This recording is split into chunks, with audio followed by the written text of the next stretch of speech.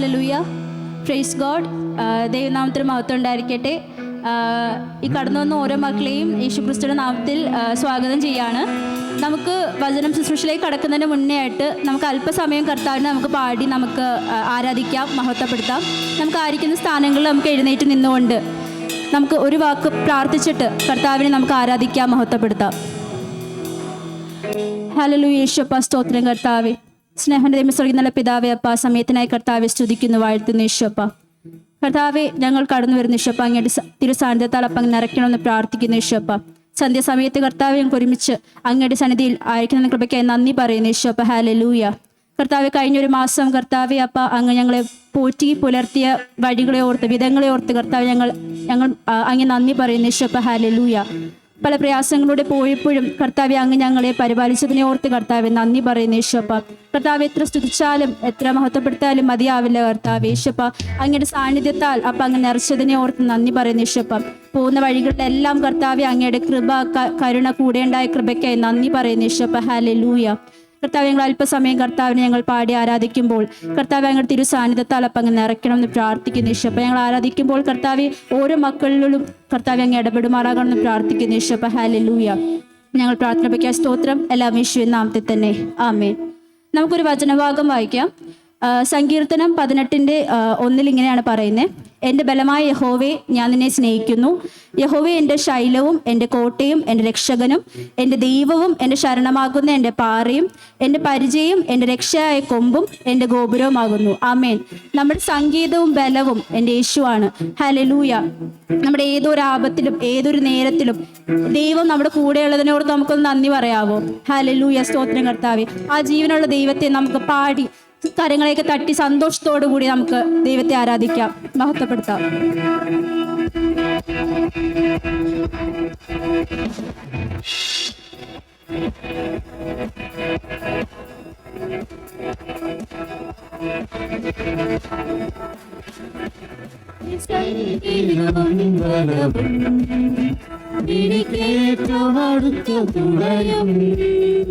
എന്റെ സംഗീതവും ബലവും എനിക്കേറ്റവും അടുത്ത തുണയും. ഏതൊരാപത്തിലും ഏതു നേരത്തിലും എനിക്കെന്നും ദൈവമത്രേ. ഏതൊരാപത്തിലും ഏതു നേരത്തിലും എനിക്കെന്നും ദൈവമത്രേ. ഇരുൾ തിങ്ങിടും പാതകളിൽ, കരൾ വിങ്ങിടും വേളകളിൽ, ഇരുൾ തിങ്ങിടും പാതകളിൽ, കരൾ വിങ്ങിടും വേളകളിൽ, അരികിൽ വരുവാൻ കൃപകൾ തരുവാൻ ആരുമില്ലിതുപോലൊരുവൻ. അരികിൽ വരുവാൻ കൃപകൾ തരുവാൻ ആരുമില്ലിതുപോലൊരുവൻ. എൻ്റെ സംഗീതവും ബലവും എനിക്കേറ്റവും അടുത്ത തുണയും.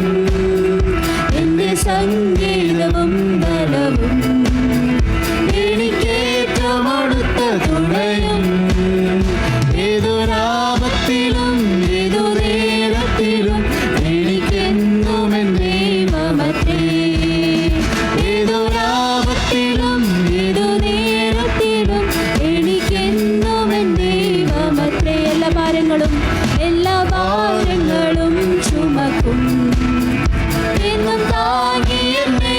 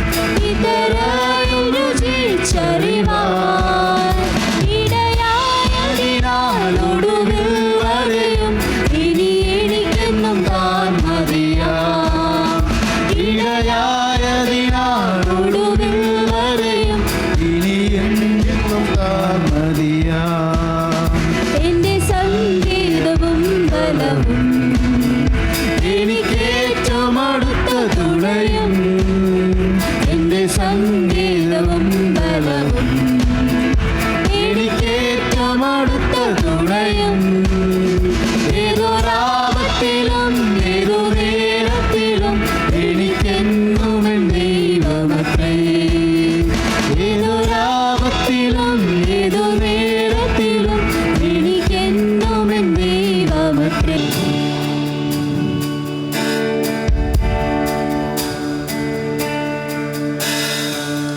യേശുവേ നാഥ അങ്ങയെ ഞാൻ ആരാധിക്കുന്നു സ്തുതിക്കുന്നു. എത്ര പേര് പറയും യേശുവേ നാഥ അങ്ങയെ ഞാൻ ആരാധിക്കുന്നു സ്തുതിക്കുന്നു. മുട്ടോളമല്ല അരയോളവും പോരാ അങ്ങിൽ മുങ്ങിടുവാൻ കൊതിയായിടുന്നേ. മുട്ടോളമല്ല അരയോളവും പോരാ അങ്ങിൽ മുങ്ങിടുവാൻ കൊതിയായിടുന്നേ. യേശുവേ നാഥ യേശുവേ നാഥ അങ്ങയെ ഞാൻ ആരാധിക്കുന്നു സ്തുതിക്കുന്നു. യേശുവേ നാഥ അങ്ങയെ ഞാൻ ആരാധിക്കുന്നു സ്തുതിക്കുന്നു. സ്നേഹത്തിൻ്റെ വീതിയും നീളവും ആഴങ്ങളും ഉയരവും ആരായുവാൻ കൊതിയായിടുന്നേ. നിൻ സ്നേഹത്തിൻ്റെ വീതിയും നീളവും ആഴങ്ങളും ഉയരവും ആരായുവാൻ കൊതിയായിടുന്നേ. മുട്ടോളമല്ല അരയോളവും പോരാ അങ്ങിൽ മുങ്ങിടുവാൻ കൊതിയായിടുന്നേ.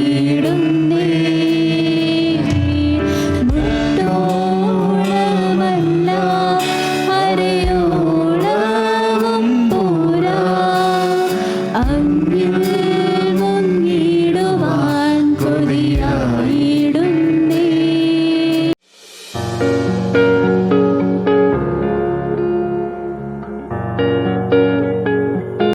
ഒരു നിമിഷം നമ്മൾ കണ്ടെടുക്കാം എല്ലാ കണ്ണടച്ചിട്ട്. ഹല്ലേലൂയ. പിതാവ്, ഞങ്ങൾ ഒരുമിച്ച് വീണ്ടും ഈ കർത്താവ് ഈ വൈകിയ വേളയിൽ കടന്നു വരികയാണ്.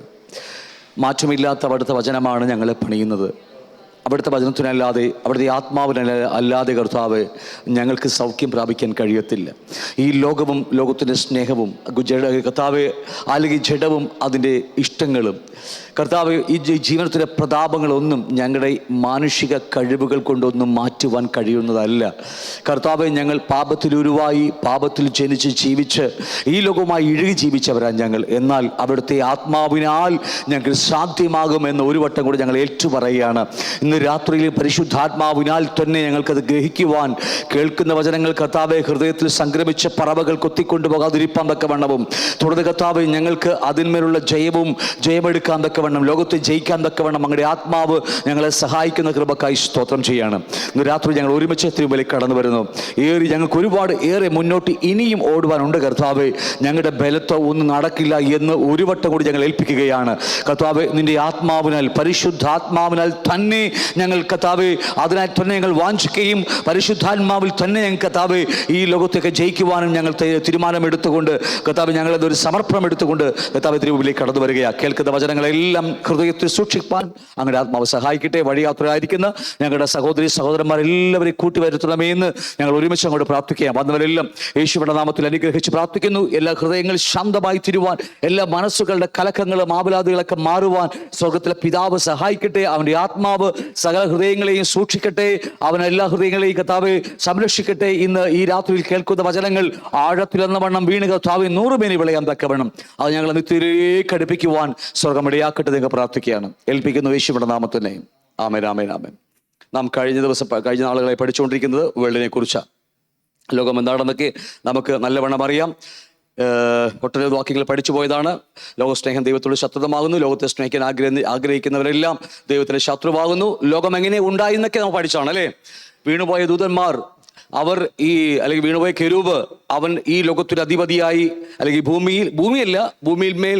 ഭൂമിയിലകത്ത് അവൻ സ്ഥാപിച്ചിരിക്കുന്ന ഒരു സിസ്റ്റമുണ്ട് എന്ന് നമ്മൾ കണ്ടു.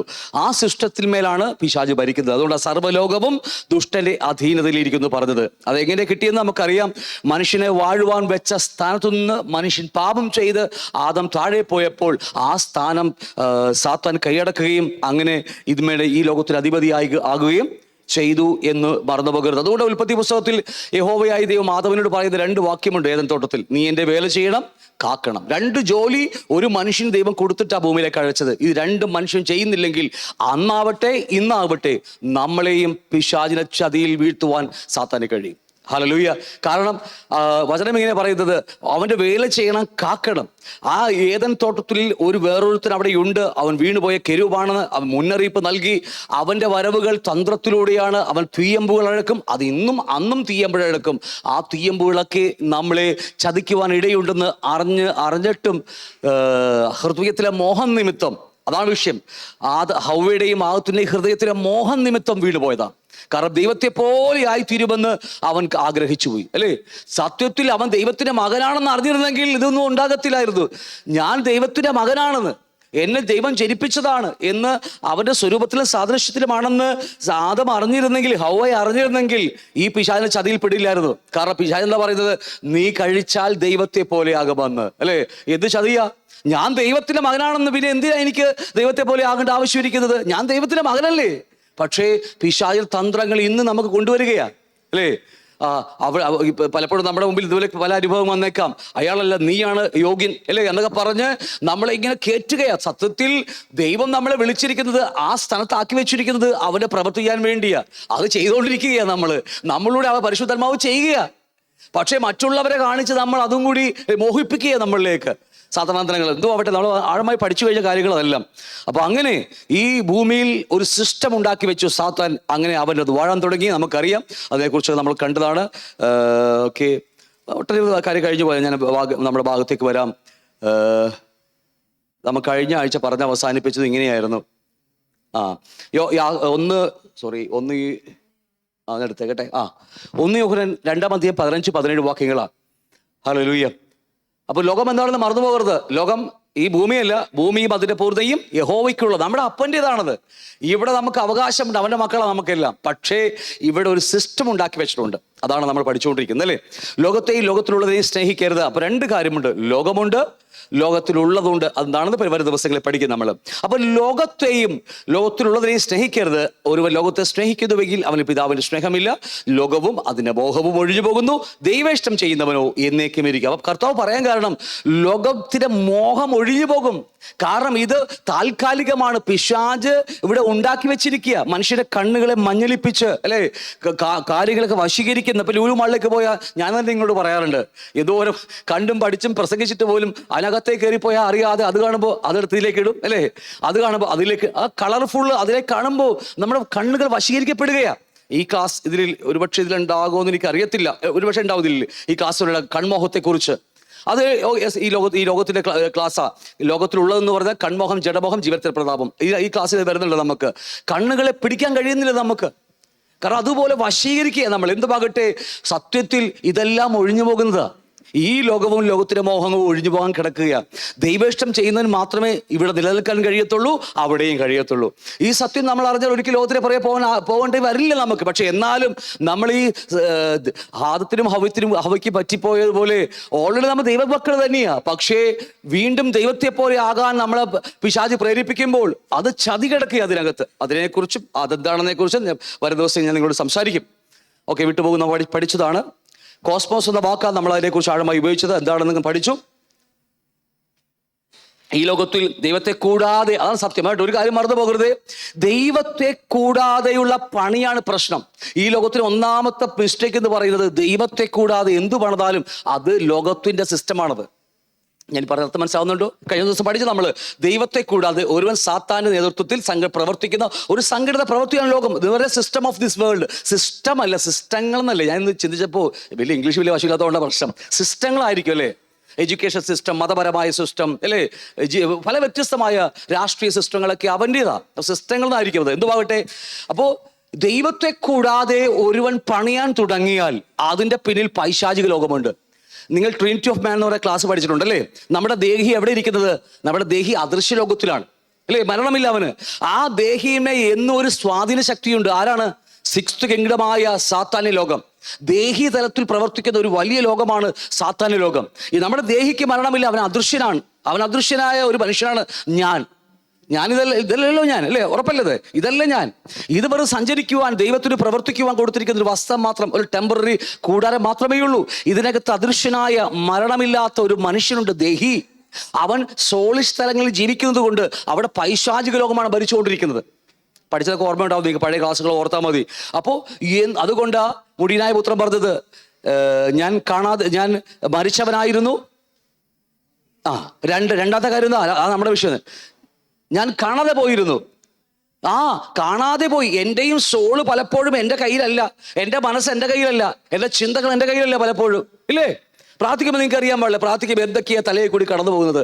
നമുക്കറിയാം നമ്മുടെ കയ്യിലല്ല ഇതൊന്നും പലപ്പോഴും ഇരിക്കുന്നത്. കാരണം അത്രമാത്രം സോളിഷ് സ്ഥലങ്ങളിൽ പൈശാചിക ലോകം വാഴുന്നുണ്ട്. ഒരു ചെറിയ കരട് പോലും, ഞാൻ വരുന്ന ദിവസങ്ങളിൽ ഇപ്പോൾ ഇത്തിരി ഇങ്ങനെയുള്ള ദിവസങ്ങളിൽ നമുക്കൊരു സൺഡേ ഒന്നും പഠിക്കാത്തതോടെ നമുക്ക് ഇതുപോലത്തെ ക്ലാസ്സുകളിൽ വേഗത്തിൽ പറഞ്ഞു പോകും. കാരണം അത് ഒരുപാട് കാര്യങ്ങൾ ചിന്തിക്കാനുണ്ട്, നമുക്ക് ഒരുപാട് കാര്യങ്ങൾ ചിന്തിക്കാനുണ്ടെന്ന്. അപ്പോൾ എന്തുമാകട്ടെ, അപ്പോൾ ദൈവത്തെ കൂടാതെ നമ്മൾ എന്ത് പണിതാലും അതിൻ്റെ പിന്നിൽ പൈശാചിക ലോകം ഉണ്ടായിരിക്കും. അത് സഭയാവട്ടെ, കുടുംബമാവട്ടെ, നമ്മുടെ വിദ്യാഭ്യാസമാകട്ടെ, പിന്നെന്താ അല്ലേ, നമ്മൾ ഏത് മേഖലയാവട്ടെ, ഏത് മേഖലയാണെങ്കിലും അതിൻ്റെ പിന്നിൽ പൈശാചിക ലോകം ഉണ്ടാവും. കാരണം ഒരു സത്യം തിരിച്ചറിയണം, ദൈവത്തെ കൂടാതെ നമുക്കൊന്നും കഴിയത്തില്ല. നിവർന്നു നിന്നാൽ ഒരു ശ്വാസം മാത്രമേ ഉള്ളൂ. നമ്മൾ വെറും നിവർന്നു നിന്നാൽ അല്ലേ, നിന്ന നിപ്പിൽ നിപ്പ വീഴാം, കുഴഞ്ഞു വീഴാം നമുക്ക്. അത്രയുള്ള മനുഷ്യൻ. ഹല്ലേലൂയ. അപ്പൊ അതുകൊണ്ട് ദൈവത്തെ കൂടാതെ പണിയാൻ ശ്രമിക്കരുത്. പണിയാം, പക്ഷെ പണിത് അങ്ങ് പൊങ്ങി മുകളിലേക്ക് എത്തിക്കഴിയുമ്പോൾ, ബാബേൽ ഗോപുരം പണിത് മുകളിലെത്തിയപ്പോൾ യഹോവ താഴേക്ക് ഇറങ്ങി വന്നു. പണിത് വേസ്റ്റായില്ലേ? എത്ര ദിവസം അധ്വാനമായി, എത്ര രൂപകൾ നഷ്ടമായി പോയത്. ഇതുപോലെ നമ്മളും പല കാര്യങ്ങൾ ദൈവത്തെ കൂടാതെ പലതും പണിയും, ബിസിനസ് പണിയും, ജോലി പണിയും, കുടുംബം പണിയും അല്ലെ, മറ്റ് എന്തുമാവട്ടെ പലതും പണിയും. പക്ഷെ അവസാനം ദൈവം എന്ന് സന്ദർശിക്കുമ്പോഴുണ്ടല്ലോ, ഇതൊക്കെ തകർന്ന് തരിപ്പണമായി പോകും നമുക്ക്. അതിൻ്റെ പേരാ ശരിക്കും പറഞ്ഞ ലോകം, അതിനെ പ്രവർത്തിക്കുന്ന ലോകമാണ്. ഓക്കെ, അതിനെക്കുറിച്ച് ആഴമായി പഠിച്ചത് നമ്മൾ പഠിച്ചത് ഇവിടം വരെയാണ് പറഞ്ഞ് അവസാനിപ്പിച്ചതല്ലേ. കാരണം പറഞ്ഞ ദിവസം സർവ്വലോകവും ദുഷ്ട അധീനയിലേക്ക് നമ്മൾ ഇവിടം വരെയാണ് പറഞ്ഞ് അവസാനിപ്പിച്ചത്.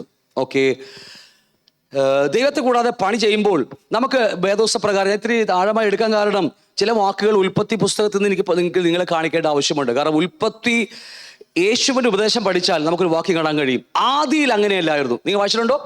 യേശുവിൻ്റെ ഉപദേശം പഠിച്ചാൽ ആദിയിൽ അങ്ങനെയല്ല. ഈ ഒരു വാക്യം നമ്മളെ ഹൃദയത്തിൽ കയറണം. കാരണം ഉൽപ്പത്തിയിൽ ഏദൻ തോട്ടത്തിൽ ദൈവമനുഷ്യനെ സൃഷ്ടിക്കുമ്പോഴൊക്കെ അങ്ങനെയല്ല സിസ്റ്റങ്ങൾ. ഇന്ന് തല തിരിഞ്ഞു കിടക്കിയ സിസ്റ്റങ്ങൾ, തല തിരിഞ്ഞുപോയി. അപ്പോൾ ഇത് നേരെയാകണമെങ്കിൽ ഉൽപ്പത്തിയിൽ മനോഹരമായി ദൈവം എഴുതി വെച്ചിട്ടുണ്ട്. അപ്പോൾ അതൊക്കെ കൂട്ടിച്ചേർത്ത് പഠിച്ചുകൊള്ളുമ്പോഴാണ് നമുക്കിതൊക്കെ മനസ്സിലാകത്തുള്ളൂ. അപ്പോൾ ദൈവത്തെ കൂടാതെ ചില ആൾക്കാർ നമുക്ക് കാണാൻ കഴിയും ഈ അവരുടെ ജീവിതം ആരംഭിക്കുന്നത്. അവരുടെ പരാജയങ്ങളും ഞാൻ നിങ്ങളെ കാണിച്ചു തരാം. ഉൽപ്പത്തി പുസ്തകം 12-ാം അധ്യായം 1 മുതൽ 9 വരെ പഠിക്കുമ്പോൾ നമുക്ക് എല്ലാവർക്കും സുപരിതമായ ഒരു വേദവാക്യമാണ് അല്ലേ. ബാബേൽ ഗോപുരം പണിയുന്നത് നമുക്കറിയാം. ബാബേൽ ഗോപുരം ഒരു ടവർ, വലിയ ടവറാണ് നമുക്ക് കാണുന്നത്.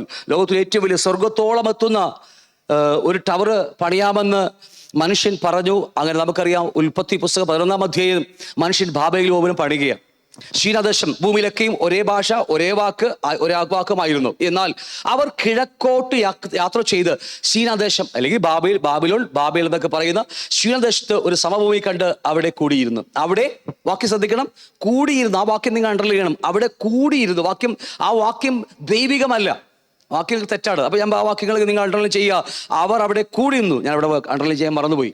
അവർ തമ്മിൽ വരുവിൻ, നാം ഇഷ്ടിക അറുത്ത് ചുടുക എന്ന് പറഞ്ഞ് അങ്ങനെ അവർ ഇഷ്ടികയും ഇഷ്ടിക കല്ലായും പശമഞ്ഞ കുമ്മായമാവും ഉപയോഗിച്ചു. വരുവിൻ, നാം ഭൂതലത്തിലൊക്കെയും ചിതറിപ്പോകാതിരിപ്പാൻ. അവിടെയും നമ്മൾ ശ്രദ്ധിക്കണം, ചിതറിപ്പോകാതിരിപ്പാൻ. അല്ലെ വാക്യം ശ്രദ്ധിച്ചേ കണ്ടില്ലേ? മനുഷ്യന്റെ വാക്കുകൾ ഇതൊക്കെ ഒരു ലോകത്തിന്റെ വാക്കുകളാ. ചിതറിപ്പോകാതിരിപ്പാൻ ഒരു പട്ടണവും ആകാശത്തോളം എത്തുന്ന ഒരു ഗോപുരവും പണിയുക. നമുക്ക് അടുത്ത വാക്യം, നമുക്കൊരു പേരുണ്ടാക്കുക. ഇവിടെ മോളി പറഞ്ഞു എന്താ? അവിടെ കൂടിയിരിക്കുക. 2 പോകാതിരിപ്പാൻ. 3 നമുക്കൊരു പേരുണ്ടാക്കുക.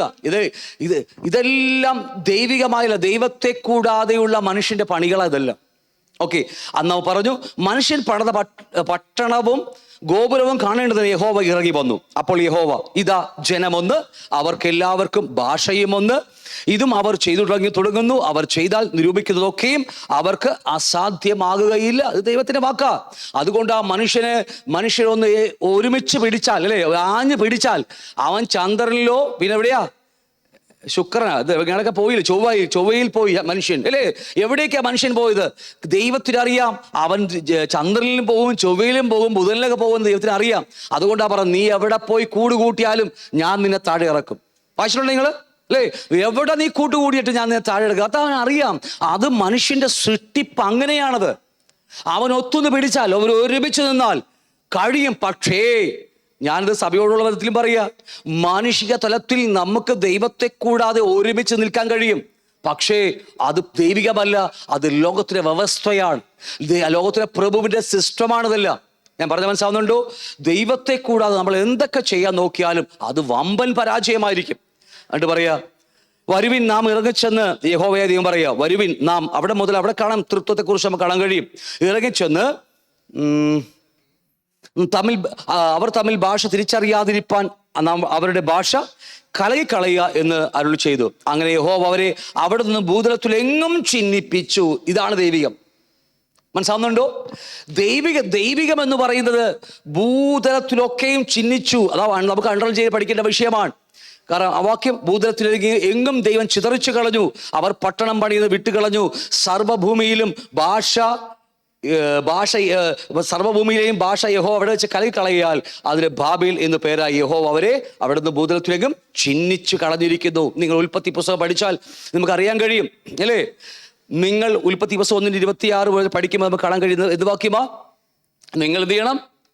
പെറ്റ് പെരുകി നിറഞ്ഞ് അടക്കി വാഴുക, അല്ലേ? പിന്നെ നമുക്ക് ആ വാക്കുകൾ, നിങ്ങൾ ഭൂതലത്തിലേക്ക്, ഭൂമി മുഴുവനും പെരുകി വരിക. എങ്ങനെ, അല്ലേ? നിറഞ്ഞു വരിക. 2 വാക്ക് സെയിം തന്നെയാ. പെരുകി വരിക, നിറഞ്ഞു വരിക. ആദ്യ മനുഷ്യനായ ആദമിനോട് ദൈവം പറഞ്ഞ വാക്കാണ്. നിങ്ങൾ ഭൂമി മുഴുവനും, വാക്ക് ശ്രദ്ധിക്കണമേ, ഭൂമി മുഴുവനും നിറഞ്ഞു വരണം. അതുകൊണ്ട് ആ ഭൂമിക്കകത്തൊരു ചെറിയ ഏദനുണ്ടാക്കി അവിടെ ദൈവം മനുഷ്യനെ സ്ഥാപിച്ചത്. എന്നിട്ട് ഈ ഭൂമിയിലല്ല നിറയേണ്ടത്, അവർ ഏദനിൽ നിറഞ്ഞു വരുമ്പോൾ ഭൂമി മുഴുവൻ ഏതനോട്ടമായി മാറും. എന്താ പറയുക, ഒരു മർമ്മം ഞാൻ നിങ്ങൾക്ക് തരികയാണ്. ഭൂമിയിലല്ല മനുഷ്യൻ നിറയുന്നത്, ഭൂമിക്കപ്പുറം ഒരു കിഴക്കൊരു ഏദനുണ്ടാക്കിയിട്ട് അവിടെ അവരെ ആക്കി വെച്ചു, മനുഷ്യനാക്കി വെച്ചു, അല്ലേ? അവിടെ പെറ്റുപെരുകി നിറയുമ്പോൾ ആ ഏദൻ തോട്ടമാണ് വികസിച്ച് വരുന്നത്. മർമ്മം മനസ്സിലായി നിങ്ങൾക്ക്? ഇത് തന്നെയാണ് ഇന്ന് നമുക്കുള്ളത്. എൻ്റെ ഹൃദയത്തിനകത്ത് ചെറിയൊരു ദൈവരാജ്യം വന്നിട്ടുണ്ട്. പുതിയ ഹൃദയം എന്നൊക്കെ കേട്ടിട്ടുണ്ട്. എസെക്കിയേൽ പറയുന്ന പോലെ, അല്ലേ? ഞാൻ നിനക്കൊരു പുതിയ ഹൃദയം തരും. ഇതിനകത്തൊരു ദൈവാനുരൂപമായ ഒരു പുതു മനുഷ്യനുണ്ട്, ഒരു പുതിയത്, ചെറുത്. എൻ്റെ വിശാലമായ ഹൃദയത്തിനകത്തേക്ക്, ദേഹിയകത്തേക്ക് ഈ ചെറിയ ദൈവാനുരൂപമായ ഹൃദയം ഓരോ ദിവസം ദൈവത്തോടുകൂടെ നടന്ന് അത് വലുതായി ഈ എൻ്റെ പഴയ ഹൃദയത്തെ മുഴുവനും മൂടണം. സിസ്റ്റങ്ങൾ ഭയങ്കര രസമാണ് അത് പഠിക്കുക. ഞാനത് നമ്മുടെ വിഷയമല്ലാത്തതുകൊണ്ടാണ്. ഇതൊക്കെ ദൈവം ആഗ്രഹിക്കുന്നത്. എന്തുവാകട്ടെ, ദൈവം ആഗ്രഹിച്ചത് നിങ്ങൾ പെറ്റുപെരുകി നിറയണം ഭൂമി മുഴുവനും. പക്ഷേ ഇവരെന്താ പറയുന്നത്? ഇവർ പറയുന്നത്, വാ നമുക്ക് കൂടി വരാം, നിങ്ങൾക്ക് ചിതറിപ്പോകാതിരിപ്പാം, നമുക്കൊരു പേരെടുക്കാം, പേരുണ്ടാക്കാം. ദൈവികമല്ലാത്ത വാക്കുകൾ സംസാരിക്കാൻ തുടങ്ങി മനുഷ്യൻ. ഞാൻ പറഞ്ഞ മനസ്സിലാവുന്നുണ്ടോ? അറിയാതെയൊക്കെ നമ്മുടെ വായിൽ നിന്നൊക്കെ വരുന്നുണ്ട്. പലപ്പോഴും ഞാൻ പഠിക്കുമ്പോഴാണ്, നമ്മളൊക്കെ വീണ്ടും വീണ്ടും പലപ്പോഴും നമ്മൾ അയ്യോ ഞാനും തെറ്റി, എവിടെയൊക്കെ ചെറിയ ചെറിയ വ്യത്യാസങ്ങൾ വരുന്നു ഓർക്കുന്നത്. അപ്പം അതുകൊണ്ട് ദൈവം പറഞ്ഞത് ഞാൻ അവരെ ഭൂതലത്തിലേക്ക് ചിതറിച്ച് കളയും. ഈ 11-ാം അധ്യായത്തിൽ വരുമ്പോൾ മനുഷ്യനൊക്കെ ഉൽപ്പത്തി പുസ്തകത്തിൽ പറഞ്ഞു നിങ്ങൾ ഭൂമി മുഴുവനും നിറയണം അല്ലേ.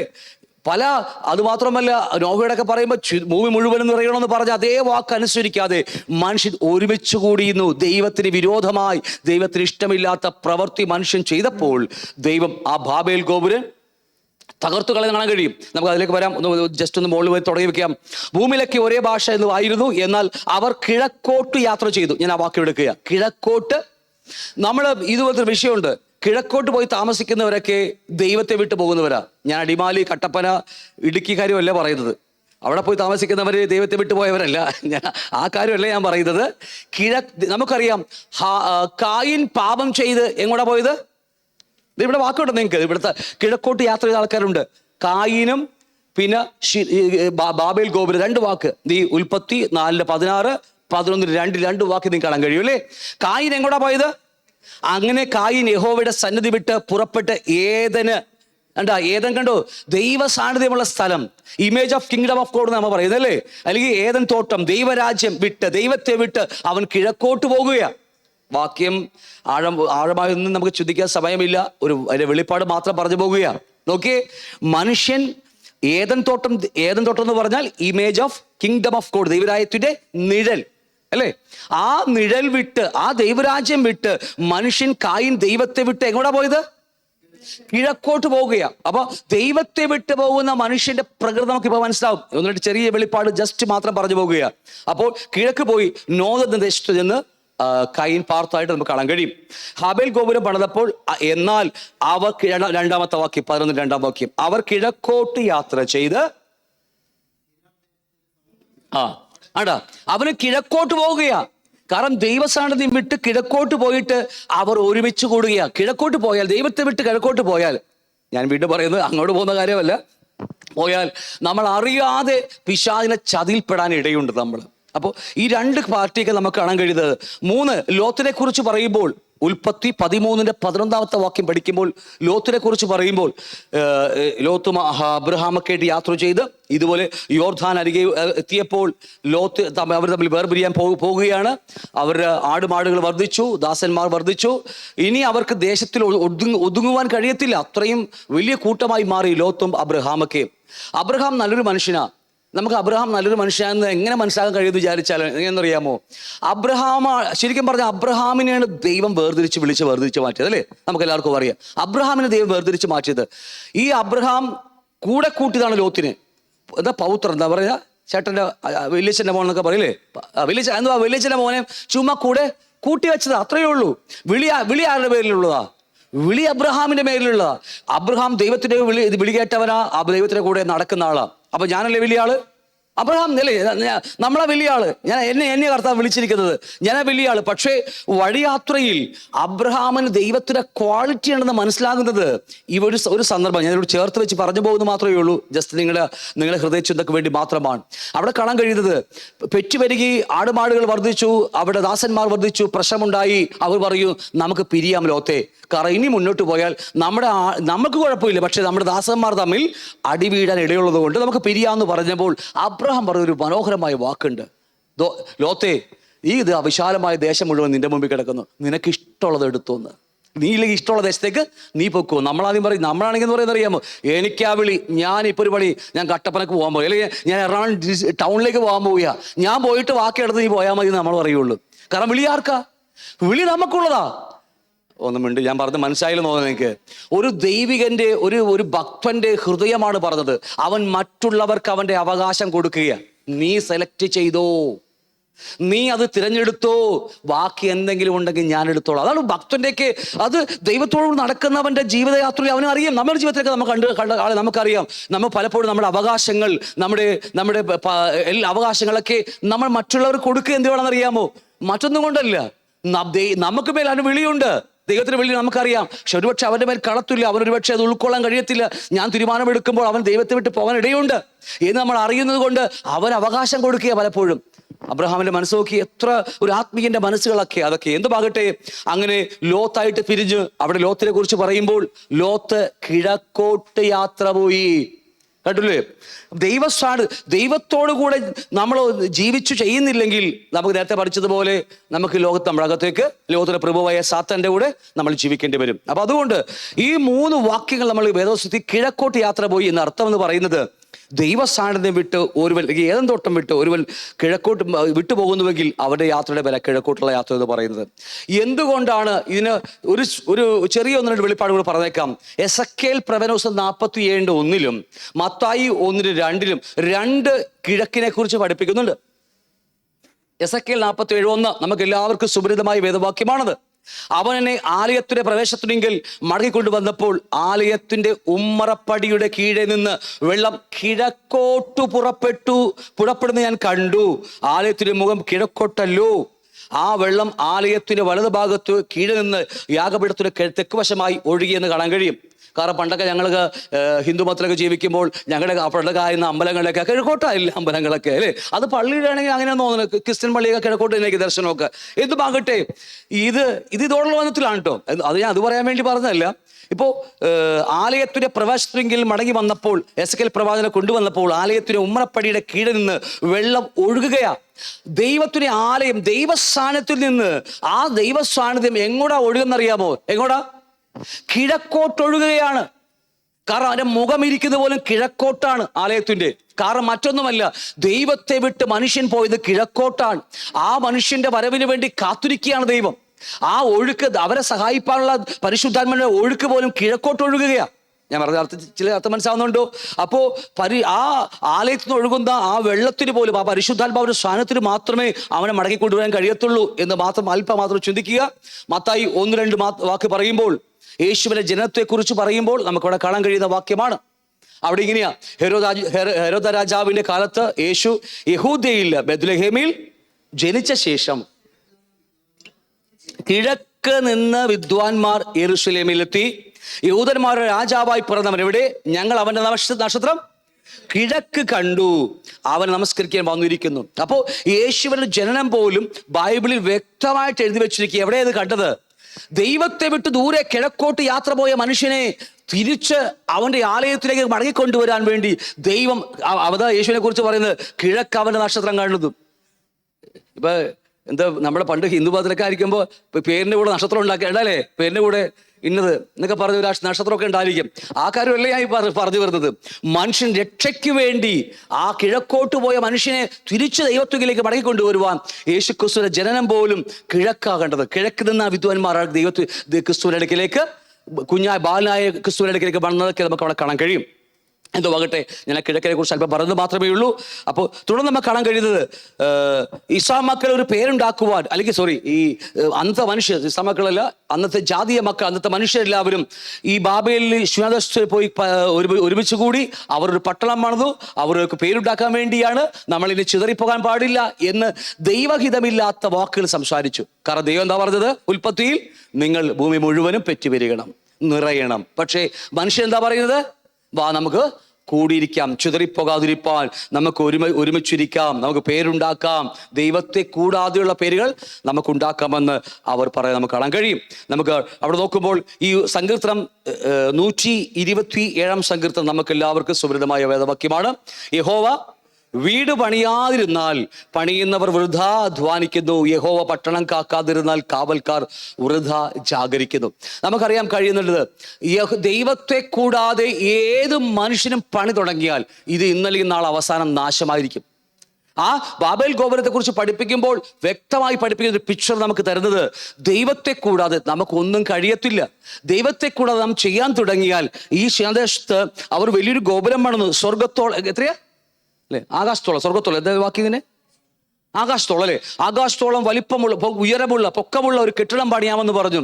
എന്ന് പറഞ്ഞാൽ നല്ല മൂലഭാഷ പഠിച്ചാൽ സ്വർഗത്തോളം, ഹെവനിലോളം, സ്വർഗത്തോളം ഉയർച്ചയുള്ള ഒരു കെട്ടിടം പണിയാമെന്ന അവിടെ മനുഷ്യൻ വിചാരിച്ചത്. എന്നാൽ അവിടെ പറയുന്നു, വാ നമുക്ക് ഇറങ്ങിച്ചെന്നാ പറയുന്നത് അല്ലേ?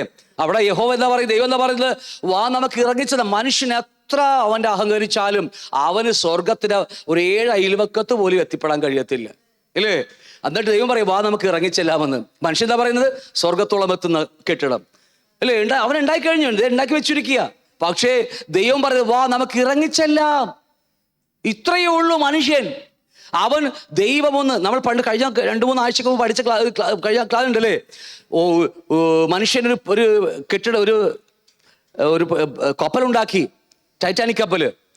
ലോകം പറഞ്ഞു, ഉണ്ടാക്കിയ എഞ്ചിനീയർമാരൊക്കെ പറഞ്ഞു, അവരെല്ലാവരും പറഞ്ഞു ഇനി എന്തെല്ലാം സംഭവിച്ചാലും ഈ കപ്പൽ മുങ്ങത്തില്ല. ദൈവം വിചാരിച്ചാൽ, വാക്ക് ഇങ്ങനെ എഴുതി വെച്ചിരിക്കുന്നത്, ദൈവം വിചാരിച്ചാൽ പോലും ഈ കപ്പൽ ലോകത്തിലെ അത്ഭുതങ്ങളിൽ ഒന്നായിരിക്കുമെന്ന്, ഒരു ഒഴുകുന്ന സ്വർഗമായിരിക്കുമെന്നൊക്കെ അവർ ഭയങ്കര വീരവാക്യങ്ങളൊക്കെ പൊക്കി ഉയർത്തി. മനുഷ്യനെ അങ്ങനെ ഉണ്ടാക്കി മനോഹരമായ കപ്പൽ. നമ്മൾ പഠിച്ചതാണെന്നല്ലോ, എവിടെയാണ് പഠിച്ചത്? നമ്മൾ ഇതിനകത്ത് തന്നെയാണോ? ഇതുപോലെ കപ്പൽ നമ്മൾ ഉണ്ടാക്കി. അവിടെ ആട്ടം കൂത്തും പാട്ടൊക്കെ ഉണ്ടായിരുന്നു. പക്ഷേ ആദ്യത്തെ യാത്രയെങ്കിൽ തന്നെ യഹോവയുടെ ചെറുവിരൽ പോലും വേണ്ടി വന്നില്ല നമുക്ക് കളയുവാൻ.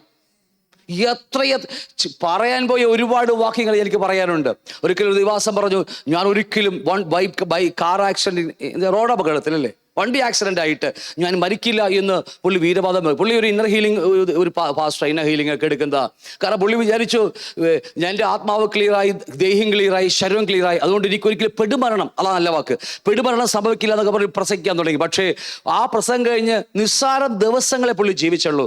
അതേ ഒരു വാഹനാപകടത്തിൽ പുള്ളി മരിച്ചുപോയി. ദൈവത്തെ കൂടാതെ, ഞാൻ പറഞ്ഞത് ഈ ചരിത്രം ഹിസ്റ്ററി കാണാൻ കഴിയും നിങ്ങൾക്ക്. ഈ ടൈറ്റാനിക് കപ്പൽ, മനുഷ്യൻ പറഞ്ഞ വീരവാദം ഉയർത്തി ഒരു ദൈവത്തിന് പോലും മുക്കാൻ കഴിയില്ല എന്ന് പറഞ്ഞ കപ്പൽ, ഒന്നാമത്തെ യാത്രയെങ്കിൽ ദൈവത്തിന്റെ ചെറുവിരൽ മാത്രം മതിയായിരുന്നു. ചെറുവിരൽ പോലും വേണ്ട, ഞാൻ ജസ്റ്റ് പറഞ്ഞത് മാത്രമേ ഉള്ളൂ കേട്ടോ. ഇവിടെ വിരലിന്റെ പടം കണ്ടതുകൊണ്ട് പറഞ്ഞത് മാത്രമേ ഉള്ളൂ അല്ലേ?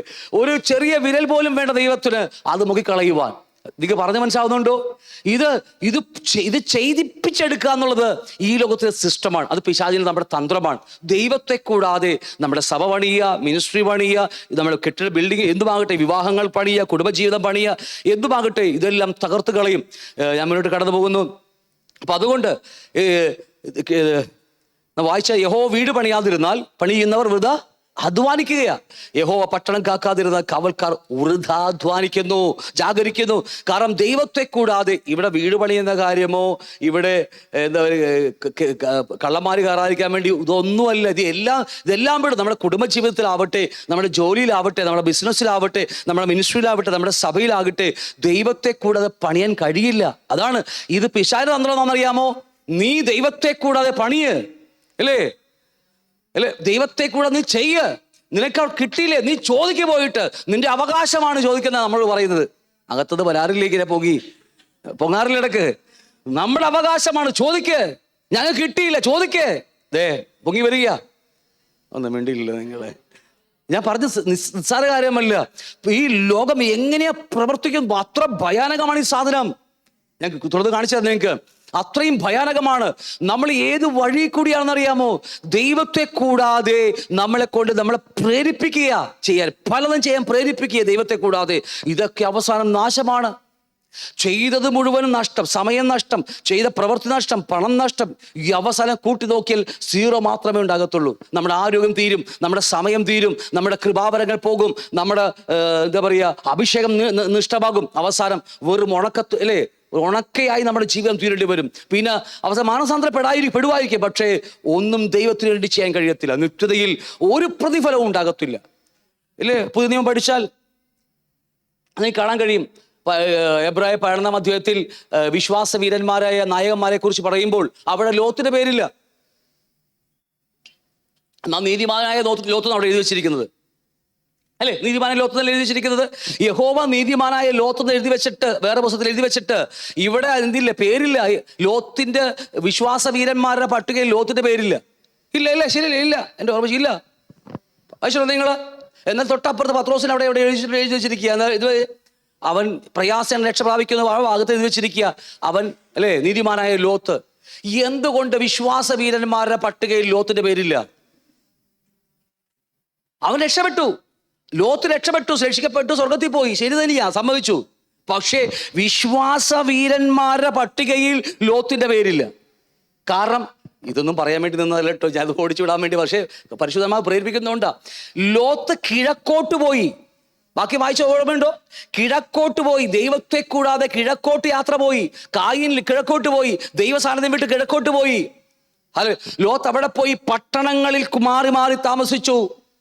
അബ്രഹാം കൂടാരങ്ങളിൽ, അത് വേറെ വാക്യം മനസ്സിലായോ? രണ്ടുകൂടി ചേർത്ത് വെച്ച് പഠിച്ചാലേ മനസ്സിലാകത്തുള്ളൂ. അവൻ പട്ടണങ്ങൾ, സോദോം എന്ന് പറയുന്ന മനോഹരമായ പട്ടണത്തിൽ പോയി പെട്ടു. അവൻ പടിവാതിക്കൽ, പട്ടണത്തിന്റെ പടിവാതിക്കൽ ഇരിക്കുന്നവനായാണ് അവിടെ എഴുതിയിരിക്കുന്നത്. അപ്പോൾ മിക്കവാറും കൗൺസിലായിരിക്കും മിക്കവാറും ലോത്ത് അവിടുത്തെ, കാരണം വലിയ പുള്ളിയാണല്ലോ, അല്ലേ? അങ്ങനെയല്ലേ, പട്ടണവാതിക്കൽ ഇരിക്കുന്ന പറഞ്ഞത്. അതിനർത്ഥം അവൻ കൗൺസിലർ, അവിടുത്തെ വലിയ നേതാവാണ്. ഒരു പട്ടണങ്ങൾ കണ്ടു, അവിടെ പോയി. പക്ഷേ ദൈവം ഈ പറഞ്ഞ ബാബേൽ ഗോപുരം കാണാൻ വേണ്ടി, മനുഷ്യന്റെ പണി കാണാൻ വേണ്ടി ഇത് ഇറങ്ങി വന്നപ്പോൾ അവസാനം ഭാര്യ മക്കളെ പിടിച്ച് ഒറ്റ ഓട്ടവാ. എല്ലാം ഇത്രയും വർഷം അധ്വാനിച്ചത്, വയസ്സായി കാണുമല്ലോ, രണ്ട് മക്കളല്ലേ, പെൺമക്കൾ വലിയ കുട്ടികളായി ഒക്കെ ആയി. അപ്പൊ ഒരു 10, 60 വയസ്സൊക്കെ കൂട്ടാ. ഇത്രയും വർഷം അധ്വാനിച്ചത്, പട്ടണത്തിൽ സോദോമിൽ അധ്വാനിച്ച് പേരും പെരുമയുണ്ടാക്കിയത്, അവിടെ കെട്ടിടം, അവന്റെ ബിസിനസ് കേന്ദ്രങ്ങളൊക്കെ ഒരു സുപ്രഭാതത്തിൽ യഹോവ ഇറങ്ങി വന്ന് കാണാൻ വന്നപ്പോൾ ഇട്ടേ ചോഴേണ്ടി വന്നു. ആണോ ഇല്ലയോ? യെസ്. വെറും പിന്നീട് ഉണ്ടായ എന്താ പറയാ, അമോന്യരും രണ്ട് വെറും ജാരസന്തതികളായി കുടുംബ തലമുറകൾ പോലും എന്താ പറയാ, അമോന്യരും മോവാബിരും ജാരസന്തതികളായി പോയി. ജാരസന്ധി എന്നല്ലേ പറഞ്ഞല്ലേ, വേറെ അല്ലേ? അത് തന്നെ, അങ്ങനത്തെ പേരാ, നല്ല പേരതാ. വെറും പിന്നീട് കാണുന്ന മുഴുവനും അവരെ പല സ്ഥലങ്ങളിൽ ദൈവത്തിൽ ഉപകരിക്കാത്ത ആൾക്കാരായിട്ട് നമുക്ക് കാണാൻ കഴിയുന്നു. ഞാൻ പറഞ്ഞു വന്ന കാര്യം, ഞാൻ പറഞ്ഞു വന്നത്, ഈ ലോത്ത് ദൈവത്തെ വിട്ട് ദൂരയാത്ര പോയി, അല്ലെങ്കിൽ അബ്രഹാമിനെ വിട്ട് ദൂരയാത്ര പോയി ജീവിച്ചു, പട്ടണങ്ങളിലൊക്കെ പേരും പെരുമയും ഉണ്ടാക്കി. പക്ഷേ അവസാനം അവൻ്റെ ജീവിതത്തിൽ ഒന്നുമില്ല, ബിഗ് സീറോ. എന്തെങ്കിലും നമുക്ക് ലോത്തിനെ അനുകരിക്കാനുണ്ടോ? നിങ്ങൾ പറ, ലോത്തിനെ നോക്കി എന്തെങ്കിലും പഠിക്കുവാൻ എനിക്കോ നിങ്ങൾക്ക് വല്ലതുണ്ടോ? ഇല്ല. അതാ ഞാൻ പറഞ്ഞത്, ദൈവത്തെ കൂടാതെ പണി ചെയ്തവൻ കെട്ടിടങ്ങൾ പണിതു. സോദോം എന്ന് പറയുന്ന മനോഹരമായ ഒരു സ്ഥലത്ത് കെട്ടിടം പണിതു. അവൻ അവിടുത്തെ കൗൺസിലറാണ്, അവിടുത്തെ ബിസിനസ് കേന്ദ്രം നടത്തുന്ന വ്യക്തിയാണ്, ഒക്കെ ശരി തന്നെയാ. പക്ഷേ ദൈവം കാണാനിറങ്ങി വന്നപ്പോൾ, മറ്റൊരു ചേർത്ത് പറഞ്ഞതാ, വന്നപ്പോൾ എല്ലാം നഷ്ടമാക്കി, ഒന്നുമില്ലാതെ, അല്ലെ, ഉടുതുണി മാത്രമേ ഉള്ളൂ, ഇറങ്ങി ഓടേണ്ടി വന്ന ചരിത്രം. നമുക്ക് ഉപ്പുതൂണായി കിടക്കുന്ന ഭാര്യയെ ഇന്നും അവിടെ തന്നെ ഉണ്ടെന്നൊക്കെ പറയുന്നത്. ഞാൻ ഇസ്രായേൽ പോയിട്ടില്ല, എന്നതൊക്കെ പറയുന്നുള്ള ആൾക്ക് എന്തുമാകട്ടെ, എത്രയും ഭയാനകമാ. അതുകൊണ്ടാണ് വിശ്വാസവീരന്മാരുടെ പട്ടികയിൽ ലോത്തിന്റെ പേരില്ല. എന്നാൽ എത്രയോ നോഹ, കായീൻ, ഹാബേല്, അല്ലെ, എത്രയ്ക്കാ, ഹാനോക്ക്, എത്ര ഭക്തന്മാരുടെ പേരാ. കാരണം അവരെ നോക്കി പഠിക്കുവാൻ ചിലതൊക്കെ നമുക്ക് വെച്ചിട്ടാ പോയത്. നമ്മുടെ ജീവിതത്തിലും നമ്മളെ നോക്കി നമ്മുടെ മറ്റുള്ളവർക്ക് പഠിക്കുവാൻ, എൻ്റെ അപ്പൻ ദൈവത്തെ വിശ്വസിച്ചു, അവ ദൈവത്തിന്റെ മുമ്പിൽ എല്ലാ ദിവസവും കണ്ണുനീരോടെ പ്രാർത്ഥിക്കുന്നത് കണ്ടു എന്ന് പറയുവാൻ മക്കൾക്കെങ്കിലും എന്തെങ്കിലും ബാക്കി വെച്ചിട്ട് പോകണം നമ്മൾ ഈ ആയുസ്സിൽ. ഒരുപക്ഷെ വരികയോ വരാതിരിക്കട്ടെ ചെയ്യട്ടെ, അത് വിട്ടേക്ക്. അവ ഒരുപക്ഷെ നമ്മുടെ മരണശേഷമായിരിക്കും. യേശുവിൻ്റെ മരണശേഷമാണ് അവൻ്റെ സഹോദരന്മാർ യേശുവിൻ്റെ അടുക്കൽ വന്നത്. അതുവരെ നിനക്ക് പേര് കിട്ടോടാ, നീ യെരൂശലേം പോയാൽ മതി, ഇപ്പൊ നീ അത്ഭുതം കാണിച്ചാൽ നിനക്ക് പേര് കിട്ടും എന്നൊക്കെ പറഞ്ഞ് കളിയാക്കിയവന്മാരായിരുന്നു. പക്ഷേ യേശുവിന്റെ മരണശേഷമാണ് അവർക്ക് മാനസാന്തരമുണ്ടത്. ആ മാളികമുറിയിൽ അവരും ഉണ്ടായിരുന്നു.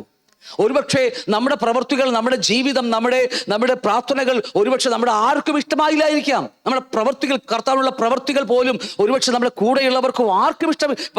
യേശുവിനെ പോലെ യേശുവിനെ സഹോദരന്മാർക്ക്, മറിയന്റെ മറ്റു സഹോദരന്മാർക്ക് ഇഷ്ടമല്ലായിരിക്കും, നമുക്കറിയാം, ഇഷ്ടമല്ല.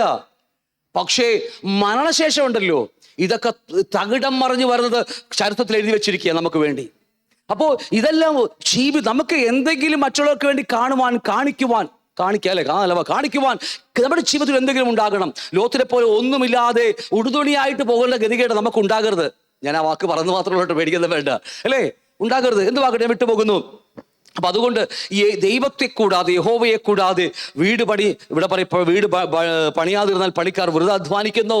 എന്തൊക്കെ ചെയ്താലും കർത്താവ് നമ്മുടെ കൂടെ ഇല്ലെങ്കിൽ പരാജയമായിരിക്കും. ഹല്ലേലൂയ. ഞാൻ വീണ്ടും പറയാം, വരും ദിവസങ്ങളിൽ നമ്മുടെ ഡെലിവറൻസ് ക്ലാസ്സിലേക്ക് ആഴമായ വരും. എന്തുകൊണ്ട് നമുക്ക് ലോകത്തെ ജയിക്കാൻ കഴിയുന്നില്ല, എന്തുകൊണ്ട് ജഡത്തെ ജയിക്കാൻ കഴിയുന്നില്ല, എന്തുകൊണ്ട് പാപത്തെ ജയിക്കാൻ കഴിയുന്നില്ല, അല്ലേ? എന്തുകൊണ്ട് നമുക്ക് മിനിസ്ട്രി ചെയ്യാൻ പറ്റുന്നില്ല, ഭയം കയറി വരുന്നു. ഇതെല്ലാം നമ്മുടെ എന്തെല്ലാം കഴിവ് വെച്ച്, ഞാനൊക്കെ ഒരുപാട് കഴിവ് വെച്ച് ഓടിയതാണ്, എൻ്റെ സ്വന്തം കഴിവ് വെച്ചിട്ട്, അല്ലേ? എന്തോ ഒരു കഴിവ് ഓടി, പക്ഷെ അവസാനം തളർന്ന് വീഴുകയുള്ളൂ. ഒന്നും ദൈവത്തെ കൂടെ നമ്മളെ അത് ഞാൻ ഭയങ്കര വിക്കനുമായിരുന്നു. പിന്നെ ഒരുപാട് കാണിച്ചു കൂട്ടാൻ വേണ്ടി ഒരുപാട് ചെയ്തോട്ട് ഒന്നും നടന്നില്ല. അവസാനം നെടുമ്പാടും വീണ് കർത്താവേ നിന്റെ ആത്മാവിനാൽ മാത്രമേ എനിക്ക് സാധ്യമാകൂ എന്ന് പറയാൻ തുടങ്ങി. നിന്റെ ആത്മാവിന് അല്ലാതെ എനിക്ക് വാ തുറക്കാൻ കഴിയില്ല. നിന്റെ ആത്മാവിനല്ലാതെ എൻ്റെ പാപചിന്തകളെ എനിക്ക് ജയിക്കാൻ കഴിയില്ല. എൻ്റെ മുമ്പിൽ വരുന്ന ലോകമോഹങ്ങളെ അത് തിരിച്ചറിയുവാൻ നിന്റെ പരിശുദ്ധാത്മാവിനല്ലാതെ. റോമർ 8 ആഴമായി പഠിക്കേണ്ട വിഷയമാണ്. അത് വലിയ നീണ്ട ക്ലാസ്സാണ് നമുക്കത്. ആ റോമർ ആത്മാവിനാൽ ജഡത്തിന്റെ പ്രവൃത്തികളെ മരിപ്പിക്കുന്നുവെങ്കിൽ നീ ജീവിക്കും. ആത്മാവിനല്ലാതെ ലോകത്തെ ജയിക്കാൻ കഴിയുമോ? നമുക്ക് ഇല്ല. തകർന്നു പോകും നമ്മളൊക്കെ. ക്രിസ്ത്യ ജീവിതം നമ്മൾ മാറിക്കൊടുത്ത് നമ്മുടെ ഹൃദയത്തിലേക്ക് പരിശുദ്ധാത്മാവിനെ സ്ഥാപിക്കുന്നതാ. പിന്നെ അവിടെ നമ്മൾ നിയന്ത്രിക്കുക. മോനെ പോകരുത്, ചെയ്യരുത്, അവിടെ നിൽക്കരുത് എന്നൊക്കെ പറയുന്ന ഒരു സ്വരം എന്നും കേൾക്കാൻ കഴിയണം. അതുകൊണ്ട് റോമർ 8 വാക്കുണ്ട്, ദൈവാത്മാവ് ദൈവത്തിന്റെ മക്കളെന്ന് വിളിക്കപ്പെടുന്നു. ദൈവാത്മാവ് നയിക്കുന്നവനാണ് നടത്തപ്പെടുന്നവൻ. 2 വാക്കിട്ടല്ലോ. നടത്തപ്പെടുന്നവൻ അല്ലേ? ദൈവാത്മാവിനെ നടത്തപ്പെടുന്നവൻ. നയിക്കപ്പെടുന്നവനല്ലോ നടത്തപ്പെടുന്നവൻ അല്ലേ? നടത്തപ്പെടുന്നവൻ ദൈവത്തിന്റെ മക്കൾ ആകുന്നു. ദൈവത്തിന്റെ സ്വരം കേട്ട് ദൈവം നമ്മളെ നയിക്കുകയാണ്. ഇപ്പൊ എൻ്റെ കൂടെ ഭാവശ്യം എൻ്റെ കൂടെ വന്ന് ഡില്ലേ ഇങ്ങോട്ട് പോ, ഡില്ലേ അങ്ങോട്ട് പോ എങ്ങനെ പറഞ്ഞ് എന്നെ നയിക്കുന്നത് പോലെ പരിശുദ്ധാത്മാവിന്റെ ജീവിതത്തിൽ നയിക്കുന്നില്ലെങ്കിൽ ഇതുപോലെ ദൈവം ഒരു ദിവസം സന്ദർശിക്കുമ്പോൾ എല്ലാം തകർന്ന് തരിപ്പണമായി വീഴുന്ന നമ്മുടെ ദിവസം ഉണ്ടാകും. അത് ഉണ്ടാകാതിരിക്കാൻ വേണ്ടിയാണ് നമ്മളിത് പഠിക്കുന്നത്. യഹോവ പട്ടണം കാക്കാതിരുന്നാൽ കാവൽക്കാർ വൃഥ. നമ്മൾ എത്ര നമ്മുടെ വീട് കാക്കാൻ വേണ്ടി CCTV ക്യാമറകളും അല്ലേ, നമ്മുടെ ഈ കെട്ടിടത്തിൽ CCTV ക്യാമറകളും വാച്ച്മാൻ ഫ്രണ്ടിൽ വാച്ച്മാൻ്റെ കൗണ്ടർ കൊടുത്ത് വാച്ച്മാനൊക്കെ നിർത്തി രാവും പകലൊക്കെ നിർത്തിയാലും ഈ കർത്താവ് നമ്മുടെ കൂടെ ഇല്ലെങ്കിൽ ഇതെല്ലാം വൃഥ, വേസ്റ്റാണ്, വെറും വേസ്റ്റ്. ദൈവം നമ്മുടെ കൂടെ നമുക്ക് പിന്നെ ആരെ ഭയക്കേണ്ടത് ആവശ്യമിരിക്കുന്നത്? ദൈവം ഇല്ലാതെ വരുമ്പോഴാണ് നമ്മുടെ ഉള്ളിൽ ഭയം കയറി വരുന്നത്. ദൈവസ്നേഹം, തികഞ്ഞ ദൈവസ്നേഹം ഭയത്തെ പുറത്താക്കുന്നു. ഇവിടെയാണ് നമുക്ക് നമ്മളെ വിളിച്ച ദൈവത്തെക്കുറിച്ച് പരിജ്ഞാനമില്ല നമുക്ക്. അവൻ എനിക്ക് സകലത്തിലും മതിയായവൻ, സകലത്തിലും. ഹല്ലേലൂയ. ഈ ലോകത്തിൽ സകലത്തിലും നമ്മുടെ ബുദ്ധി കൊണ്ട് എന്തെല്ലാം നമ്മൾ ചെയ്തു കൂട്ടിയാലും ദൈവം സന്ദർശിക്കുമ്പോൾ പരാജയമായിരിക്കുമേ. ഞാൻ വീണ്ടും ഓർപ്പിക്കുക, ദൈവം സന്ദർശിക്കാതിരിക്കത്തില്ല, ഇപ്പോഴാവത്തില്ല. ഒരുപക്ഷെ നമ്മുടെ ജീവിതത്തിൽ ഒടുക്കത്തിൽ ലോത്തിനെ പോലെ വയസ്സാങ്കാലത്ത്, വയസ്സെന്ന് ഞാൻ കൂട്ടി പറഞ്ഞു മാത്രമേ കേട്ടോ അല്ലേ, എല്ലാം കഴിഞ്ഞ് നമ്മുടെ ചോരയും ആയുസ്സും അധ്വാനവും ശക്തിയൊക്കെ ഒഴിഞ്ഞു കഴിയുമ്പോഴാണ് കർത്താവ് വാ നമുക്കൊന്ന് ഇറങ്ങിച്ചെല്ലാം. അപ്പോ ദൈവം തകർത്തു കളയുമ്പോൾ ദൈവം അത് തകർത്തു കളയുമ്പോൾ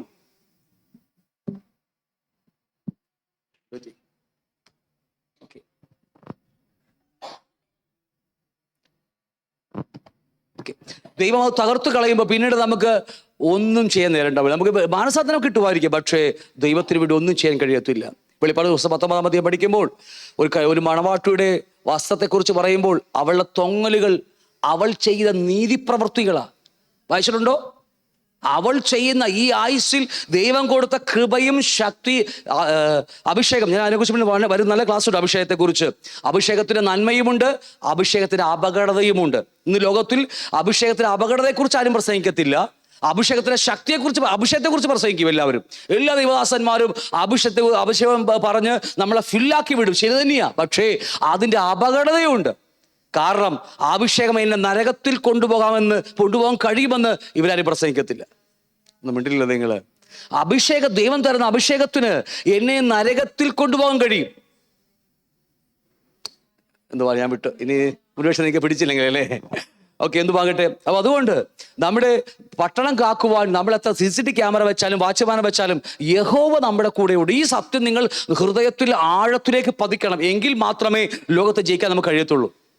കാരണം ദൈവമില്ലാതെ നമ്മൾ എന്ത് ചെയ്താൽ, ഇതാണ് ലോകത്തിലെ സിസ്റ്റം. ഇതാണ്, ദൈവത്തെ കൂടാതെ പണിയടാ, ദൈവത്തെ കൂടാതെ നീ ചെയ്യ അല്ലേ. അവൻ നിനക്ക് കിട്ടാത്തത് പോയി ചോദിക്കുക. ദൈവം എന്താ പറയുന്നത്? ശാന്തമാകുക, നിന്റെ അവകാശങ്ങൾ മറ്റുള്ളവർക്ക് വിട്ടുകൊടുക്കുക. നമ്മുടെ അവകാശങ്ങൾ മറ്റുള്ളവർക്ക് വിട്ടുകൊടുക്കുക ദൈവം പറയുന്നു. ഇവിടെ എന്താ ലോകം പറയുന്നത്? പിടിച്ചു മേടിക്കുക, നിന്റെ അവകാശമല്ലേ, നിന്റെ സ്വത്തല്ലേ, നിന്റെ അച്ഛന് 10 മക്കളുണ്ട്, 10 പേർക്കുള്ള അവകാശമല്ലേ നിനക്ക് ആ സ്വത്ത്. നീ പോയി പിടിച്ചു മേടിക്കുക, നീ കേസ് കൊടുക്കുക, നിന്റെ അവകാശമല്ലേ ലോകം പറയും. പക്ഷെ ദൈവത്തിന്റെ വ്യവസ്ഥ, ദൈവരായത്തിന്റെ വ്യവസ്ഥ എന്ന് പറയുന്നത് നിന്റെ അവകാശത്തിന് വേണ്ടി പോരാടുവാൻ നമുക്ക് അവകാശമില്ല, അത് വിട്ടുകൊടുക്കാനേ ഉള്ളൂ. തന്നാൽ വാങ്ങാം, അവർ തരുന്നില്ലെങ്കിൽ അത് വിട്ടുകളയുവാൻ എന്താ പറയുക, അബ്രഹാമിനെ പോലെ അബ്രഹാമാണ് വിളിക്കപ്പെട്ടവൻ അബ്രഹാമാ. പക്ഷേ അബ്രഹാം തന്റെ അവകാശം ലോത്തിന് വിട്ടുകൊടുക്കുക. നീ എടുത്തോ, നീ സെലക്ട് ചെയ്തോ, ഇതാ നിന്റെ മുമ്പിൽ വിശാലമായ ഭൂമി കിടക്കുക, നിനക്ക് ഇഷ്ടമുള്ളത് എടുത്തോ. നീ കിഴക്കോട്ടെങ്കിൽ ഞാൻ വടക്കോട്ട്, അല്ലേ, സോറി ഞാൻ പടിഞ്ഞോട്ടല്ലേ, നീ തെക്കോട്ടെങ്കിൽ ഞാൻ വടക്കോട്ട് പൊക്കോളാം. എന്ത് വാക്ക് ഒരു ഭക്തന്റെ വാക്ക് പറയുന്നത് അല്ലേ. പക്ഷേ അബ്രഹാമിനെ അറിയാം അവന്റെ കൂടെ ദൈവം ഉണ്ടാകും, പക്ഷെ എൻ്റെ കൂടെ ആരുണ്ട്? ദൈവമുണ്ടാകും. അതാണ് എൻ്റെ ശക്തി. ഒരുപക്ഷെ ഗ്രോത്ത് പറയാ, ഞാൻ സ്വർഗത്തിലേക്ക്, എക്സാമ്പിൾ പറയാ, ഞാൻ സ്വർഗത്തിലേക്ക് പൊക്കോളാം. അപ്പൊ ഇനിയുള്ള കിഴക്കോട്ടെ നരകമല്ലേ? അബ്രഹാം പറയും വേണമെങ്കിൽ ഞാൻ നരകത്തിലേക്ക് പൊക്കോളാം. ഞാൻ എക്സാമ്പിൾ പറയാം കേട്ടോ, എക്സാമ്പിൾ പറഞ്ഞതാ. കാരണം എൻ്റെ കൂടെ നരകത്തിൽ എൻ്റെ കർത്താവ് ഉണ്ടായിരിക്കും. ഞാൻ ഇത് ചിന്ത പറയാൻ വേണ്ടിയാ, നരക സ്വർഗത്തിലെ കാര്യമല്ല, ചിന്ത തരാൻ വേണ്ടി മാത്രം പറയുക. അതൊക്കെ മനസ്സിലാവുന്നുണ്ട്. കാരണം ദൈവത്തെ കൂടാതെ പണി ചെയ്താൽ നമുക്ക് നഷ്ടമായിരിക്കും. നമ്മൾ ക്ലാസ് തന്നെ തുടങ്ങിയത് ദൈവത്തെ കൂടാതെ ഒരുവൻ സാത്താന്റെ നേതൃത്വത്തിൽ പ്രവർത്തിക്കുന്ന സങ്കീർണ പ്രവൃത്തിയാണ് ലോകം, സിസ്റ്റം ഓഫ് ദിസ് വേൾഡ് എന്ന് പറഞ്ഞാൽ ദൈവത്തെ കൂടാതെ പണിയാൻ നമ്മളെ പ്രേരിപ്പിക്കുന്നത്. ബാബേൽ ഗോപുരം പണിയുവാൻ നമ്മെ പ്രേരിപ്പിക്കുന്നു, സഭ പണിയാൻ നമ്മെ പ്രേരിപ്പിക്കുന്നു, സംഘടനകൾ പണിയാൻ നമ്മെ പ്രേരിപ്പിക്കുന്നു, അല്ലേ? ഇതെല്ലാം ഭവനം പണിയുവാൻ, കുടുംബം പണിയുവാൻ ഒക്കെ ദൈവത്തെ കൂടാതെ പ്രേരിപ്പിക്കുക നമ്മളേത്. അത്ര എനിക്ക് പറഞ്ഞ മനസ്സിലാവുന്നുണ്ടോ? അതൊരിക്കലും ഈ വാക്ക് നിങ്ങളുടെ ഹൃദയത്തിൽ അടിവരയിട്ട് എഴുതി വെക്കണം. ദൈവത്തെ കൂടാതെ ചെയ്യുവാൻ നമുക്ക് അനുവാദമില്ല. ഹല്ലേലൂയ. ഇത് വിട്ടുപോയാൽ ക്രിസ്തു ജീവിതം പരാജയമായിരിക്കും. പക്ഷെ നമ്മൾ അറിയില്ല, കാലിലടിയിലെ മണ്ണ് പോയിട്ട് നമ്മൾ അറിയില്ല. അന്യഭാഷയുണ്ട് അല്ലേ, പിന്നെ ഇടക്കിടക്കൊക്കെ അന്യഭാഷയൊക്കെ ഇടക്കിടക്ക് വരും, ബാക്കി അന്യായ ഭാഷയും വായി വരും. ഒക്കെ ശരി തന്നെയാ, സ്തോത്രോട് ഒക്കെയുണ്ട്, സൺഡേ ചർച്ചിലും പറയുന്നുണ്ട്. പക്ഷെ ഓർക്കണം, അടിയിൽ മണ്ണുണ്ടാകത്തില്ല. പിന്നെ ഒരു വീഴ്ച, ഭയങ്കര വീഴ്ചയായിരിക്കും നമ്മുടേത്. എഴുന്നേൽക്കാൻ പറ്റത്തില്ല നമുക്ക്. അതുകൊണ്ട് കർത്താവ് പറഞ്ഞു തരും, ഈ ബൈബിളിൽ പറഞ്ഞു തരും നമുക്ക്. അത് കേട്ട് പഠിച്ച് അനുസരിക്കേണ്ടത് എൻ്റെയും നിങ്ങളുടെ ഉത്തരവാദിത്വമാണ്. അത് മറന്നു പോകരുത്. അപ്പോൾ ഞാൻ പറഞ്ഞുകൊണ്ടിരിക്കുന്ന വിഷയം ബാബേൽ ഗോപുരത്തെ കുറിച്ചാണ്. അവിടെ പറഞ്ഞു, മനുഷ്യർ പട്ടണവും ഗോപുരവും കാണേണ്ട യഹോവ ഇറങ്ങി വന്നു. അപ്പോൾ യഹോവ ജനമൊന്ന്, എല്ലാവർക്കും ഭാഷയും ഒന്ന്. അവർ ചെയ്തു തുടങ്ങുന്നു. അവർ ചെയ്യുവാൻ നിരൂപിച്ചതൊക്കെയും അവർക്ക് അസാധ്യമാകുകയില്ല.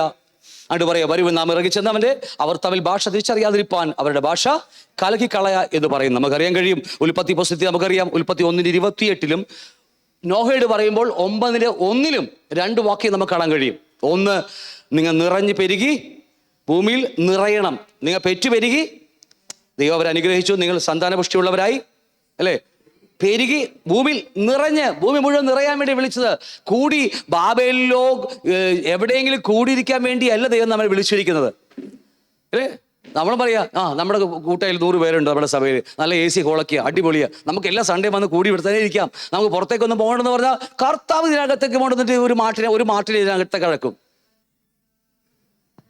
ഞാൻ തമാശ പറഞ്ഞു, നമ്മൾ പറയാ നല്ല ബെസ്റ്റ് സഭ, നമ്മളെല്ലാം ഒരേ മനസ്സ്, ഒരേ ഐക്യം, അല്ലേ?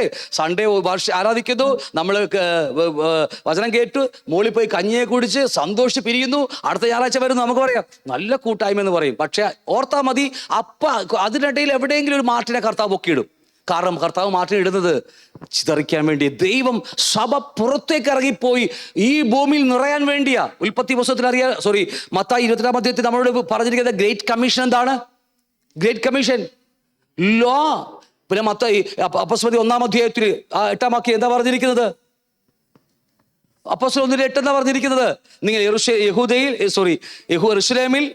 യഹൂദയിൽ, ശമരിയിൽ, ലോകത്തിലെ അറ്റത്തോളം. ഇത് നമ്മുടെ ഉത്തരവാദിത്തമാണ്. പോയില്ലെങ്കിൽ അതിനിടയിൽ ഒരു മാറ്റിനെ കൊണ്ട് ബോംബിടിപ്പിക്കും കർത്താവ്, സത്യമായിട്ട് ഇടിപ്പിക്കും. അപ്പൊ നമ്മൾ ഇടുമ്പോൾ നമ്മൾ പരിഭവമൊന്നും വേണ്ട, കാരണം ചിതറാൻ സമയമായി നമുക്ക് എന്ന് പറഞ്ഞ് അടിച്ചു പിരിഞ്ഞു പോകാൻ വേണ്ടിയല്ലേ ഞാൻ പറയുന്നത്. ഈ ക്ലാസ് ഉള്ള പറ്റി മാത്രമേ പറഞ്ഞ വിടുക. ഉൽപ്പത്തി 1:9 നോഹയോട് പറയുമ്പോൾ ഇത് തന്നെയാണ് പറയുന്നത്. ദൈവം നോഹയെയും അവന്റെ പുത്രന്മാരെയും അനുഗ്രഹിച്ച് അവരോട് അരുൾ ചെയ്തെന്നാൽ, നിങ്ങൾ സന്താനപുഷ്ടിയുള്ളവരായി പെരുകി ഭൂമി നിറായി. ഈ വാക്യം വിട്ടിട്ടാണ് ഇവർ 11-ാമത്തെ അധ്യായത്തിൽ ഒരുമിച്ച് കൂടിയത്. നമുക്ക് ഒരു ഭാഷ, അല്ലെ, ഒന്ന് എല്ലാം എന്ന് പറഞ്ഞ് ഒരുമിച്ച് കൂടുക. തെറ്റ്. ഇതേ വാക്യത്തോട് ചേർത്ത് പുതിയ നിയമത്തിൽ നിങ്ങൾക്കൊരു കാര്യം കാണാൻ പറ്റും. അപ്പോസ്തല പ്രവൃത്തി ഇതാന്ന് പറയാൻ പറ്റുമോ? ഇപ്പൊ പെട്ടെന്ന് ചിന്ത വന്നുകൊണ്ട് പറയാം. അപ്പോസ്തല പ്രവൃത്തിയിൽ ഇതേ ഒരു വാക്യം നിങ്ങൾക്ക് കാണാൻ കഴിയും. സ്തഫാനോസിന്റെ കാര്യം ഓർമ്മയുണ്ടോ? അപ്പോസ്തലന്മാര് പറഞ്ഞു, അപ്പോസ്തലന്മാർക്ക് വലിയ തെറ്റ് പറ്റി. അപ്പൊ ഞാൻ വലിയ പുള്ളിയായോട് പറയാലോ, ഒന്നും വിചാരിച്ചേക്കരുത്. അപ്പോസ്തലന്മാർക്ക് ഭയങ്കര മണ്ടത്തരം പറ്റി, വലിയ പ്രശ്നം ഉണ്ടാക്കി അവര്. അവര് വാ നിങ്ങളുടെ സ്വത്തുക്കളൊക്കെ വിട്ടിട്ട് എല്ലാവരും ആലയത്തിൽ കൊണ്ടുപോകാന്ന് പറഞ്ഞു. നമുക്കത് എല്ലാവർക്കും വിഭാഗിച്ചു കൊടുത്ത് നമ്മളെന്താ സമത്വം ഉണ്ടാക്കാം. നമ്മൾ ഈ കമ്മ്യൂണിസ്റ്റുകാർ പറയുന്ന പോലെ നമുക്ക് എല്ലാവർക്കും ഒന്നാകാന്നൊക്കെ പറഞ്ഞ് അപ്പോസ്തലന്മാർ അന്ന് എല്ലാം വിറ്റ് പറപ്പിച്ച് എല്ലാം ആലയത്തിൽ കൊണ്ടുവന്ന് അവർക്ക് ആവശ്യം പോലെ കൂടി വിടുന്നു. അവർ തിന്നും കുടിച്ചും അവർ പ്രാർത്ഥിച്ചും അവർ വചനം പഠിച്ചും ആരാധിച്ചും പോകുന്നു. അപ്പോഴാണ് ദൈവത്തിന് മനസ്സിലായി ഈ പോക്ക് പോയാൽ ബാബേൽ ഗോപുരം ഉണ്ടാക്കിയ മക്കളെക്കാളും വലിയ ഗതികേടായിരിക്കും ഞാനിപ്പോൾ വിളിച്ച് വേദനിച്ച അപ്പോസ്തലന്മാർ. അവരെയും ലോകം വിഴുകാൻ ഇടയുണ്ട്. കാരണം അവരോട് യെരൂശലേമിലും യഹൂദയിലും ശമരിയിലും ലോകം അടുത്തോളം എൻ്റെ സാക്ഷികളാകാൻ പറഞ്ഞിട്ട് ഇപ്പോൾ വിറ്റുപറക്കി ഒന്നായി ജീവിക്കുക. അപ്പോഴാ കർത്താവ് ഒരു പാവം പിടിച്ചിട്ട് മനുഷ്യനെ പൊക്കിയെടുത്ത്. വേറെ വഴിയില്ലല്ലോ, എന്ത് ചെയ്യാൻ പറ്റും? അവനെ വെറുതെ മിനിസ്ട്രി ആരംഭിച്ചിട്ടില്ല, കൂടെ കൊന്നും കളഞ്ഞു കർത്താവ്. ഞാൻ ഒരു പഠിക്കാൻ വേണ്ടി പറഞ്ഞാണേ. ജീവിതം ആരംഭിച്ചിട്ട് പോലുമില്ല, മിനിസ്ട്രി ആരംഭിച്ചിട്ടില്ല. ഒരു പാവം പിടിച്ചൊരു മനുഷ്യൻ്റെത്. ആരെയാ പേരെന്താ? സ്തെഫാനോസ്. അവനും ദൈവം പൊക്കിയെടുത്തു. ഭക്തനായിരുന്നു. അവന്റെ ഭക്തിയെക്കുറിച്ചൊക്കെ അവിടെ എഴുതിച്ചിട്ടുണ്ട് അല്ലേ? ആത്മനിറവുള്ളവൻ. അവിടെ കഞ്ഞി വിളമ്പുന്നത് പോലും ആത്മനിറവുള്ളവരാ. ബാക്കി വശമുണ്ടെങ്കിൽ സഭയിൽ കഞ്ഞി വിളമ്പുന്നതും ഇന്ന് പിന്നെ ആര് കയറിയാലും കുഴപ്പമില്ലേ? ഒന്നും വേണ്ടി മനസ്സിലായി കാണുമല്ലോ നിങ്ങൾക്ക്. ആത്മനിറവും വേണ്ട, ഒരു നിറവും വേണ്ട, ആർക്ക് എന്തും ചെയ്യാം ഇപ്പോ. അപ്പൊ എന്തുമാകട്ടെ, സ്തെഫാനോസ് പറഞ്ഞൊരു മനുഷ്യനെ ദൈവം പൊക്കിയെടുത്തു. അവനെ സാക്ഷിയായി നിർത്തി, ദൈവത്തിനെ ബോധിച്ചു. ദൈവം അവനെ ഏൽപ്പിച്ചു കൊടുത്തു. അവനെ കല്ലെറിഞ്ഞു കൊന്നുകളഞ്ഞു. അടുത്ത വാക്യം പറയുന്നു, സഭ ചിതറിപ്പോയി. പോയവർ അവിടെ ഇവിടെ സുവിശേഷം അറിയിച്ചു. ഈ ഫിലിപ്പോസ് നേരെ ശമരിയിലേക്ക് പോയി. ഫിലിപ്പോസ് അവിടെ, പുള്ളിക്ക് വലിയ കഴിവൊന്നുമില്ല. പുള്ളി കൈവച്ചാലൊന്നും ആത്മാസ്നാനൊന്നും പ്രാപിക്കാൻ കഴിവില്ല. കാരണം പുള്ളിയുടെ വിളി അതാണ്. പുള്ളി സുവിശേഷകന്റെ കൂടെയുള്ള ആളാണ്.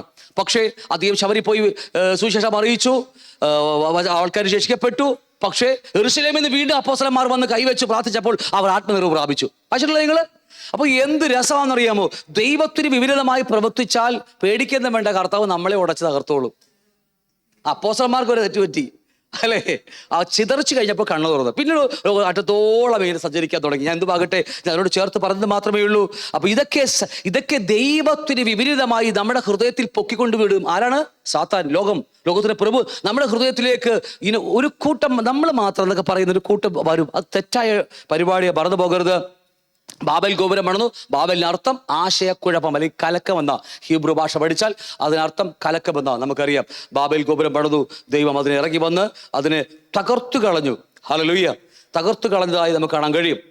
അത് നമ്മുടെ ജീവിതമാകട്ടെ, നമ്മുടെ ബിസിനസ് ആകട്ടെ, നമ്മുടെ ദൈവത്തെ കൂടാതെ നമ്മുടെ എന്ത് പണിതാലും, മിനിസ്ട്രി ആവട്ടെ, എന്ത് പണിതാലും ഒരുപക്ഷെ പെട്ടെന്ന് കണ്ടില്ലാന്ന് വന്നേക്കാം. പക്ഷെ ഒരു ദിവസം അത് കാണേണ്ടി വരും. നമ്മളെല്ലാം അനുഭവിക്കേണ്ടി വരും. നമ്മളിൽ ഓരോരുത്തരും. അത് ദൈവിക ഇതൊക്കെ പഠിക്കുന്നത് നമുക്ക് ചില കാര്യങ്ങൾ പറഞ്ഞു വെക്കാൻ വേണ്ടിയാണെന്ന് മറന്നു പോകരുത്. ഹല്ലേലൂയ. ഇത്ര നിങ്ങൾക്ക് പറഞ്ഞ് മനസ്സിലാവുന്നുണ്ടോ? ക്ലിയർ ആയോ ഇല്ലയോ? ഹല്ലേലൂയ. അപ്പൊ അതുകൊണ്ട് നമുക്ക് ആദ്യം ഈ ബാബേൽ ഗോപുരം പണിതവർക്കൊക്കെ വന്നു പോലത്തെ ഒരു ഗതികേട് നമുക്ക് വരാതിരിപ്പാൻ നമ്മൾ മുന്നോട്ട് കടന്നു പോകാം. അങ്ങനെ നമുക്കറിയാം, നേരത്തെ പറഞ്ഞതുപോലെ യോഹന്നാൻ 5:19 പറയുന്നു, നാം ദൈവത്തിനുള്ളവർ എന്ന് നാം അറിയുന്നു, സർവ്വലോകവും ദുഷ്ടന്റെ അതിലേക്ക് കിടക്കുന്നു. ലോകം മുഴുവൻ ഭരിക്കുന്നത് പിശാചാണെന്ന് വേദവസം അടിവരയിട്ട് പഠിപ്പിക്കുക. അത് കേരളമാണെങ്കിലും, ഇന്ത്യ ആണെങ്കിലും, തമിഴ്നാടാണെങ്കിലും, അല്ലേ, UK ആണെങ്കിലും, ബഹ്റിനാണെങ്കിലും, എന്നെ പോയിരിക്കുന്ന സൗദി ആണെങ്കിലും, അമേരിക്ക ആണെങ്കിലും, ലണ്ടൻ ആണെങ്കിലും, എവിടെയാണെങ്കിലും അത് സർവ്വലോകവും ദുഷ്ടനതിയിൽ തന്നെയാണ്. അത്രയൊക്കെ മനസ്സിലാവുന്നുണ്ട്. ഈ ഇടയ്ക്ക് ഒരു ബ്രദർ ഗൾഫിൽ നിന്ന് വന്നപ്പോൾ, ഗൾഫല്ല ഏതോ വലിയ അങ്ങനത്തെ രാജ്യങ്ങൾ, അദ്ദേഹം പറയാം, ഭാര്യ ജോലി കഴിഞ്ഞ് വീട്ടിൽ വരും, കൊച്ചുകളെ നോക്കും, ഭർത്താവ് രാത്രി ഷിഫ്റ്റിന് പോകും. രാത്രി കഴിഞ്ഞ് വീട്ടിൽ വരുമ്പോൾ മക്കളെ അപ്പം നോക്കും, പകല് ഭാര്യ ഡോക്ടർ പോകും. നല്ല ശമ്പളമുണ്ട്. പക്ഷേ ഒരു ബ്രേക്ക്ഫാസ്റ്റ് കഴിക്കാനൊക്കെ 800-900 രൂപയ്ക്ക് ആ റേഞ്ചൊക്കെ ചിലവുണ്ട്. കണക്കൂട്ട് നോക്കിയാൽ അവസാനം ഒന്നും ഉണ്ടാകത്തില്ല. കണക്കൂട്ട് നോക്കിയാൽ. ഞാൻ നിങ്ങൾക്ക് പറഞ്ഞ മനസ്സിലാവുന്നുണ്ടോ? ഇന്ന് എന്തെങ്കിലും 10-100 രൂപയെങ്കിലും പൗകര്യമാക്കേണ്ടത് നമുക്ക്, ഇല്ലേ? പലപ്പോഴും ദൈവത്തെ അന്വേഷിക്കുക. ഇത് നമുക്കില്ല ഇവിടെ എന്താണെന്നറിയാമോ? നമുക്ക് ദൈവത്തെ അന്വേഷിക്കുവാനും ദൈവത്തിലൂടെ നടക്കുവാനും, അല്ലേ, എല്ലാത്തിനും സമയം ഇഷ്ടം പോലെയുണ്ട്, ഇല്ലേ? യെസ്. നമ്മൾ കൂടി വരുന്നു. ബൈബിൾ ക്ലാസ്, ഡെലിവറൻസ് ക്ലാസ്, അടുത്ത വ്യാഴം വെള്ളി ശനി 3 ദിവസം ഇവിടെ കൺവെൻഷൻ പോലെ മീറ്റിംഗ് നടക്കാൻ പോവുകയാണ്.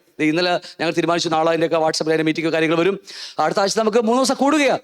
നമ്മൾ ഒട്ടും വിട്ടുപിരിയാതെ കർത്താവോട് ജീവിക്കുക. എന്തെങ്കിലും കുറവുണ്ടോ? എനിക്ക് തോന്നുന്നില്ല പട്ടണി കിടന്ന് ജീവിച്ച മോഹം കണ്ടിട്ട് ആരെയും പട്ടണി കോലങ്ങളായിട്ട് തോന്നിയിട്ടില്ല. എനിക്ക് ഒക്കെ ഇത്തിരി തീറ്റ കൂടിയതിൻ്റെ ഉള്ളത് മാത്രമേ എനിക്ക് തോന്നല്ലേ. അത്ര വലിയ ക്ഷീണമുള്ള ആരുമൊന്നുമില്ല. അപ്പോൾ അലക്സങ്ങൾ പറഞ്ഞ പോലെ ഫാസ്റ്റിംഗ് പറയാറ് ഫാസ്റ്റിംഗ് ഇതായിട്ട് തോന്നിട്ടില്ല. ഈ മറ്റേ ഉണ്ണിയപ്പമില്ല നെയ്യപ്പമാണ്, പക്ഷെ നെയ്യില്ലെന്ന് പറഞ്ഞ പോലെ ഫാസ്റ്റിംഗ് പറയാറാ, പക്ഷെ ഫാസ്റ്റിംഗ് ആരും ഇരിക്കണില്ല എന്ന് പറഞ്ഞ പോലെ. ആർക്കും ക്ഷീണമില്ല. ആർക്കും ക്ഷീണമുള്ളത്? നമുക്ക് ആവശ്യങ്ങളൊക്കെ നടക്കുന്നുണ്ട്. എന്ത് വാച്ചിനും കർത്താവ് തരുന്നുണ്ട്. ബാക്കി നല്ലൊരു ശതമാനം കർത്താവിലൂടെ നമ്മൾ ചെലവഴിക്കുന്നുണ്ട്. വീട്ടിലിരിക്കാൻ പാടില്ല. നമുക്ക് ഇവിടെ വന്നിരിക്കുന്നത് ദൈവത്തിൻ്റെ വചനം പഠിച്ചുകൊണ്ടിരിക്കുക നമ്മൾ. അപ്പോൾ എന്തുമാകട്ടെ, അപ്പോൾ ഇതുപോലെ ഈ നമ്മുടെ കപ്പലൊക്കെ, ഇതുപോലെ ടൈറ്റാനിക് കപ്പലൊക്കെ ദൈവം വെറും മുക്കിക്കളഞ്ഞു. ഒറ്റ സെക്കൻഡ് മാത്രം മതിയായിരുന്നു ദൈവത്തെ കൂടാതെ എന്തു പണിതാലും നിഗളിച്ചാൽ ആ സെക്കൻഡിൽ, അല്ലെങ്കിൽ ഒരുപക്ഷെ ആ സെക്കൻഡിൽ ഇല്ലെങ്കിലും അത് ഒട്ടും വൈകാതെ അതിൻ്റെ പരിണത ഫലങ്ങൾ നമുക്ക് കാണാൻ കഴിയും. പക്ഷേ ഒരു വിഷയം കൂടി പറഞ്ഞു പോകാം. ഇന്ന് ലോകത്തിൽ മറ്റൊരു ബാബേൽ ഗോപുരം പറഞ്ഞില്ലേ, അവർ ഒരേ ഭാഷ, ഒരേ ജനം, ഒരേ ഭാഷയായി ഒരുമിച്ച് കൂടി വന്നിരുന്നു. ഇതിലേക്ക് മടക്കിക്കൊണ്ടുവരിക എന്നുള്ളതാണ് സാത്താൻ്റെ മറ്റൊരു തന്ത്രം. ഇന്ന് ഈ ലാസ്റ്റ് നിമിഷങ്ങൾ നമ്മളിപ്പോൾ ജീവിക്കുന്നത്. ഈ ലോകത്തിലെ ഈ ഏജിൻ്റെ, ഈ കാലഘട്ടത്തിൻ്റെ ലാസ്റ്റ് മൊമെന്റിൽ ജീവിക്കുന്ന, സെക്കൻഡുകളിൽ ജീവിക്കുന്ന ആൾക്കാർ നമ്മളെല്ലാവരും. അപ്പോൾ ഉൽപ്പത്തി 11-ാം അധ്യായത്തിൽ ചീനാദേശത്ത് ഒരു വലിയ ഗോപുരം പണിതതുപോലെ, കൂടി വന്ന് ഒരേ ഭാഷ എന്ന് പറഞ്ഞതുപോലെ സാത്താൻ അത് മടങ്ങിക്കൊണ്ടുവരിക ഈ തലമുറയിൽ. അത് മറ്റൊന്നുമല്ല, ആ ഭാഷയുടെ പേര് ഇന്റർനെറ്റ് ലാംഗ്വേജ് എന്ന് പറയും. ഇതിനെക്കുറിച്ച് പണ്ട് ഇവിടെ ക്ലാസ് എടുത്തിട്ടുണ്ട്. ഞാൻ വേഗത്തിൽ പറഞ്ഞു വിടുകയാണ്. നമുക്ക് കേട്ടവർക്ക് സ്തോത്രം, കേൾക്കാത്തവർക്ക് ഒരു സെക്കൻഡിൽ ജസ്റ്റ് ഒന്ന് പറഞ്ഞ് മാത്രം വിട്ടുപോകുകയാണ്. ഇന്ന് ഒരു ഇന്റർനെറ്റ് ലാംഗ്വേജ് എന്ന് പറഞ്ഞൊരു ഭാഷ ലോകം മുഴുവൻ വ്യാപരിച്ചിരിക്കുക. അതുകൊണ്ട് 10 പേര് ഇവിടെ നമ്മൾ ഇരുന്നാൽ, അല്ലെങ്കിൽ 10 പേര് നമ്മൾ എവിടെയെങ്കിലും ഹോട്ടലിലൊക്കെ പോയി എവിടെയെങ്കിലും പോയി ചായ പിടിക്കാൻ വേണ്ടി ഇരുന്നാൽ 10 പേരെങ്കിലും മൊബൈലായിരിക്കും. എല്ലാം ഈ ഞോണ്ടിക്കൊണ്ടിരിക്കും, ഇങ്ങനെ തീട്ടിച്ചുകൊണ്ടിരിക്കുക അല്ലേ. ചായ, ഞാൻ എന്താ പറയല്ലേ, ഒരു ട്രെയിനിൽ പോയാലും എവിടെ പോയാലും എല്ലാത്തിനെങ്കിലും മൊബൈൽ ഒരു ലാംഗ്വേജിലേക്ക് പോവുകയാണ്. മനുഷ്യനെല്ലാം ഒറ്റ ലാംഗ്വേജിലേക്ക്. മിണ്ടുന്നില്ലല്ലോ അല്ലേ. ഇപ്പൊ നമ്മുടെ പഴയ അമ്മമാര്, വയസ്സായ അമ്മമാർക്ക് അവർക്കൊന്നും ഇതൊന്നും ഉപയോഗിക്കാൻ അറിയാത്തത് കൊണ്ട് കുഞ്ഞു പിള്ളേരൊക്കെ ചെല്ലുമ്പോൾ അമ്മമാർക്ക്, എടാ കുഞ്ഞുമോനെ എന്താണ് ഇങ്ങനെ കാണിക്കുന്നത് നോക്കുമ്പോൾ അമ്മമ്മ അവിടെ മുണ്ടായിരിക്കും, അല്ലെ അച്ചാമ്മ അവിടെ മുണ്ടായിരിക്കുക എന്നൊക്കെ പറയും. കാരണം അച്ചാമ്മക്ക് ഇത് ഞോണ്ടാൻ അറിയാൻ പാടില്ല. അത് കുഞ്ഞുങ്ങൾക്ക് ഇതേ ഉള്ളൂ. ഞാൻ പറഞ്ഞ് മനസ്സിലാവുന്നുണ്ടോ? അവർക്ക് സ്നേഹത്തിന്റെ ഭാഷയാ, ഇവർക്ക് ഇന്റർനെറ്റ് ലാംഗ്വേജാ ഉള്ളത്. ഇന്റർനെറ്റ് ഒരു ഭാഷയാക്കി കൂട്ടുകയാ.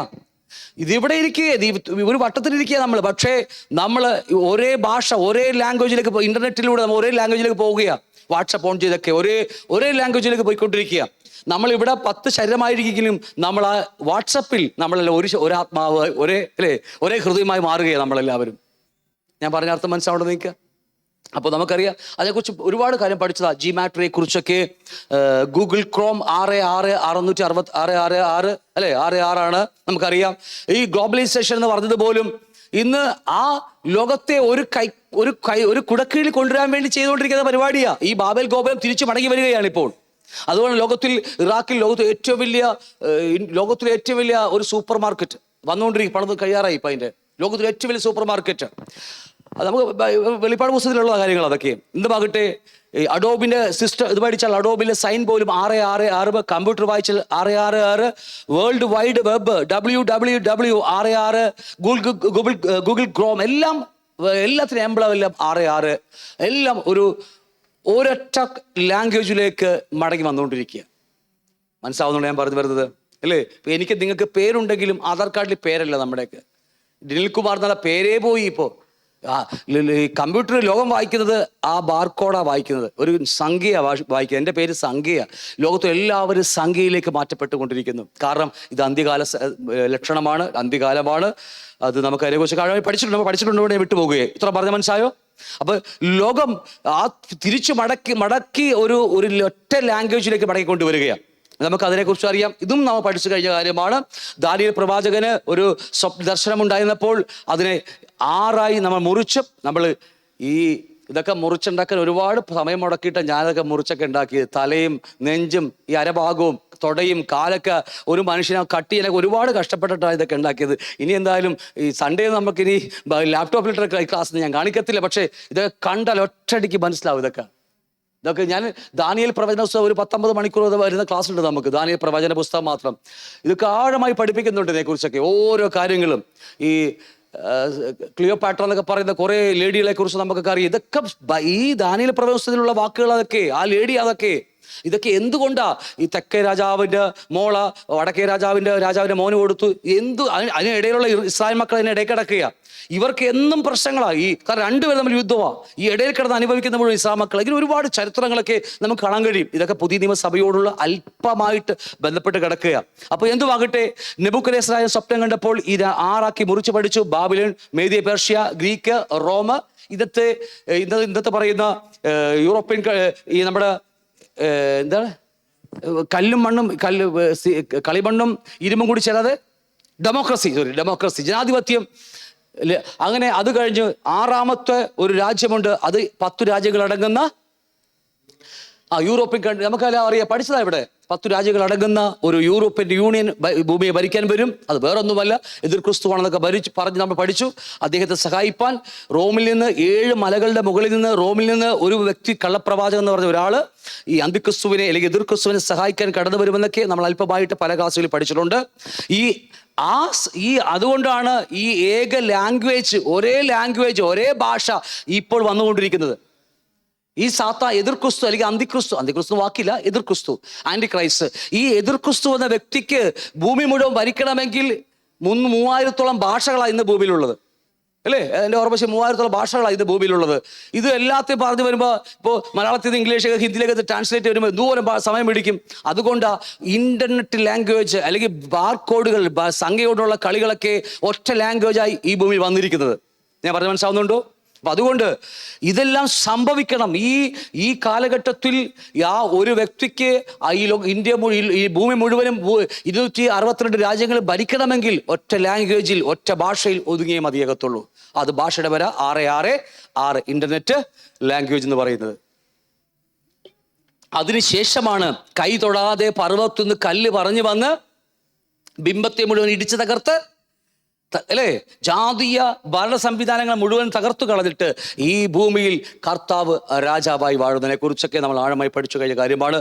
പല ക്ലാസ്സുകളിലായിട്ട് ഞാൻ വിട്ടുപോകുന്നു. ഇത്ര എനിക്ക് പറഞ്ഞ് മനസ്സിലാവുന്നുണ്ടോ? അപ്പൊ ഇന്റർനെറ്റ് ലാംഗ്വേജ് ഈ ബാബേൽ ഗോപുരം പണിയുവാൻ അവരെ ഉപയോഗിച്ച അതേ ട്രിക്ക് തന്നെയാണ് സാത്താൻ ഇപ്പോൾ ഉപയോഗിച്ചുകൊണ്ടിരിക്കുന്നത്. സാത്താൻ എന്ന് പറഞ്ഞാൽ ലോകം ഉപയോഗിച്ചുകൊണ്ടിരിക്കുന്നത്, അല്ലേ? ഒരേ ഭാഷയിലേക്ക് നമ്മളെ കൊണ്ടുപോകുക, സംഖ്യയിൽ അറിയപ്പെടുന്ന ഇന്റർനെറ്റ് ലാംഗ്വേജിലേക്ക് വരുന്ന ഒരൊറ്റ. അതുകൊണ്ടാണ് നമ്മൾ പോലും ഇരുന്നാൽ ഒന്നും സംസാരിക്കില്ലാത്ത പോലെ നെറ്റിൽ കിടന്നാണ് കളിക്കുന്നത്, നമ്മൾ മൊത്തത്തിൽ കിടന്നാണ് കളിക്കുന്നത്. ഇതെല്ലാം ഇതിന്റെ പിന്നിൽ ഭയങ്കര സ്വാധീനമുണ്ട്. ഒന്നും വേണ്ടല്ലോ, നമ്മുടെ പിള്ളേർക്ക് ഭക്ഷണം കഴിക്കണമെങ്കിൽ നമ്മൾ മൊബൈൽ ഓൺ ചെയ്ത് കൊടുക്കും. ഇനി ഞാൻ ഈയിടയ്ക്ക് സംഭവം ഉണ്ടായി, ഒരാൾക്ക് എക്സാമായി ഒരു മൊബൈല് കഴിഞ്ഞ എക്സാമിന് കൊച്ചിൻ്റെ മൊബൈൽ പിടിച്ചു വെച്ച് 2 മാസത്തേക്ക് നീ മൊബൈൽ ഉപയോഗിക്കാൻ പാടില്ലെന്ന് പറഞ്ഞ് മാറ്റി വെപ്പിച്ചു. പക്ഷേ കരഞ്ഞ് അവൻ പ്രശ്നമുണ്ടാക്കി, അവൻ ഡിപ്രഷനായി, വെറും മെൻ്റലായി പോയി അവന് കൊച്ചിന്. കാരണം ഭക്ഷണമില്ലെങ്കിലും കുഴപ്പമില്ല, അച്ഛനും അമ്മയും ഇല്ലെങ്കിലും കുഴപ്പമില്ല, അവന് മൊബൈൽ വേണം. ഞാൻ പറഞ്ഞ അർത്ഥം മനസ്സിലാവുന്നുണ്ടോ? എത്രമാത്രം സ്വാധീനിക്കുന്നുണ്ട് കാര്യം നിങ്ങൾ മറന്നു പോകരുത്. ഹല്ലേലൂയ. കാരണം അവർക്ക് അച്ഛനും അമ്മയും വേണ്ട. കാരണം 2 ജോലിയും മറ്റു കാര്യങ്ങൾ നടക്കുന്നു, ഈ കൊച്ചു മാത്രമേ ഉള്ളൂ. അതിൽ സംതൃപ്തനാണ് അവൻ. അത് പിടിച്ചു മാറ്റിയാൽ അവൻ വയലൻ്റാവും, മെൻ്റലായി പോയി. ഏതുമാകട്ടെ, പ്രദേശപ്പെടുത്തിട്ട് കാണാൻ നിൽക്കല്ലേ. അപ്പം അതുകൊണ്ട് വിട്ടുപോകുന്നു. ഓക്കെ, ഒരു ചെറിയ കാര്യം കൂടെ നമുക്ക് പറഞ്ഞിട്ട് നമുക്ക് നിർത്താം. ലൗകിക പുരുഷന്മാർക്കാണ് ഈ ലോകം. ഹെഡിങ് നിങ്ങൾക്ക് വായിച്ചാൽ മനസ്സിലാവും. ലൗകിക പുരുഷന്മാർക്കാണ് ഈ ലോകം. വളരെ മനോഹരമായൊരു വേദവാക്യം പഴയ നിയമത്തിൽ സങ്കീർത്തനത്തിൽ എഴുതി വെച്ചിട്ടുണ്ട്. സങ്കീർത്തനം 17-ാമത്തെ സങ്കീർത്തനത്തിൽ 14-ാമത്തെ വാക്യത്തിൽ നമുക്ക് വായിക്കാൻ കഴിയുന്നത് ഇങ്ങനെയാണ്: തൃക്കൈ കൊണ്ട് ലൗകിക പുരുഷന്മാരിൽ നിന്ന് വിടുവിക്കണമേ, അവരുടെ ഓഹരി, അല്ലേ, അവരുടെ ഷെയർ ഈ ആയുസ്സിലത്രേ. നല്ലൊരു വാക്യമാണ്. തൃക്കൈ കൊണ്ട് ലൗകിക പുരുഷന്മാരിൽ നിന്ന്, അല്ലേ, ഈ ലോകത്തിൽ. അപ്പോൾ ഈ ലോകത്തിൽ 2 കൂട്ടരുണ്ട്. 2 കൂട്ടർ നമുക്ക് കാണാൻ കഴിയും. ഒന്ന് ലൗകികന്മാര്, മറ്റ് ദൈവ കർത്താവിനാൽ വിളിക്കപ്പെട്ട വേറൊരു കൂട്ടുജനം. 2 കൂട്ടരെ കുറിച്ച് പറയാം. ഒന്ന് കർത്താവിനാൽ വിളിക്കപ്പെട്ട രക്ഷിക്കപ്പെട്ട ഒരു കൂട്ടുജനം, 2 ലൗകിക പുരുഷന്മാർ. ദൈവത്തെ അറിയാത്ത അവരെ ദൈവങ്ങളെ ആരാധിക്കുന്നവരായിരിക്കാം, പക്ഷേ അവർ സത്യദൈവത്തെ അറിഞ്ഞിട്ടില്ല. എന്തുവാകട്ടെ, ഇപ്പൊ 2 കൂട്ടരുണ്ട്, 2 പേർക്കും ആ ഓഹരിയുണ്ട് ഇവിടെ, അല്ലേ? ശ്രദ്ധിച്ചു നിങ്ങൾ. ഇത് വേറൊരു ക്ലാസ്സാ, ദൈവരാജ്യവും സമ്പത്തും എന്ന് പറയുന്ന ക്ലാസ്സിലാണ്. ഒരു വാക്യമുണ്ട്, എനിക്ക് ഒരു ഒറ്റ ചിന്ത മാത്രം പറഞ്ഞു പോകുകയാണ്. ഒരപ്പന് 10 മക്കളുണ്ടെങ്കിൽ അപ്പന് 10 ഏക്കർ സ്ഥലം, 1 ഏക്കർ സ്ഥലമുണ്ട്, അദ്ദേഹത്തിന് 10 മക്കളുമുണ്ട്. അപ്പൻ മരിച്ചു പോകാൻ സമയമാകുമ്പോൾ 10 മക്കൾക്ക് 1 ഏക്കർ വെച്ച് കൊടുക്കുമല്ലോ. ഇത് നോർമൽ എല്ലാവർക്കും ഉള്ളതാ, അല്ലേ? നമുക്കൊന്നും കിട്ടാത്തതുകൊണ്ടായിരിക്കുമല്ലോ, ആ പരിഭവം കൊണ്ട് നമ്മളതൊന്നും പറയാതിരിക്കുന്നല്ലേ. എന്നുമാകട്ടെ, 10 മക്കൾക്ക് 10 ഏക്കർ 1 ഏക്കർ വെച്ച് 10 ഏക്കർ കൊടുക്കുക നോർമൽ ഒരു ഇന്ത്യൻ നിയമമാണത്. നമുക്ക് എല്ലാവർക്കും അറിയാം. അപ്പോൾ എൻ്റെ ഒരു ചോദ്യം, പണ്ട് വർഷങ്ങൾക്ക് മുമ്പ് എൻ്റെ ഹൃദയത്തിൽ ആഞ്ഞടിച്ചൊരു ചോദ്യമാണ്. ദരിദ്രന്മാരെ ദൈവം ഭൂമി സൃഷ്ടിക്കുന്നുണ്ട്, സമ്പന്നന്മാരെ, അംബാനിനെ പോലെ സമ്പന്നന്മാരെ സൃഷ്ടിക്കുന്നുണ്ട്, അല്ലേ? നമുക്കൊന്നുമില്ലാത്ത കാര്യത്തിൽ സമ്പന്നന്മാരെ കാണുമ്പോൾ നമുക്ക് ഇത്തിരി ചെറിയ ചൊറിച്ചിലൊക്കെ നമുക്ക് തോന്നാറുണ്ട്. പണ്ടൊക്കെ, ഇപ്പോഴൊന്നുമില്ല, പണ്ടത്തെ കാര്യമാണ്. ഇപ്പോഴും മോശമൊന്നുമില്ല, എന്നാലും അല്ലേ, എന്തെങ്കിലും അവിടെ ചെറുതായിട്ട് കുറഞ്ഞിട്ടുണ്ട് എന്ന് അങ്ങനെ വെച്ചാൽ മതി. അപ്പോൾ ദൈവമാണ് എല്ലാ മനുഷ്യരെയും ഭൂമിയിലേക്ക് സൃഷ്ടിച്ചയക്കുന്നത്.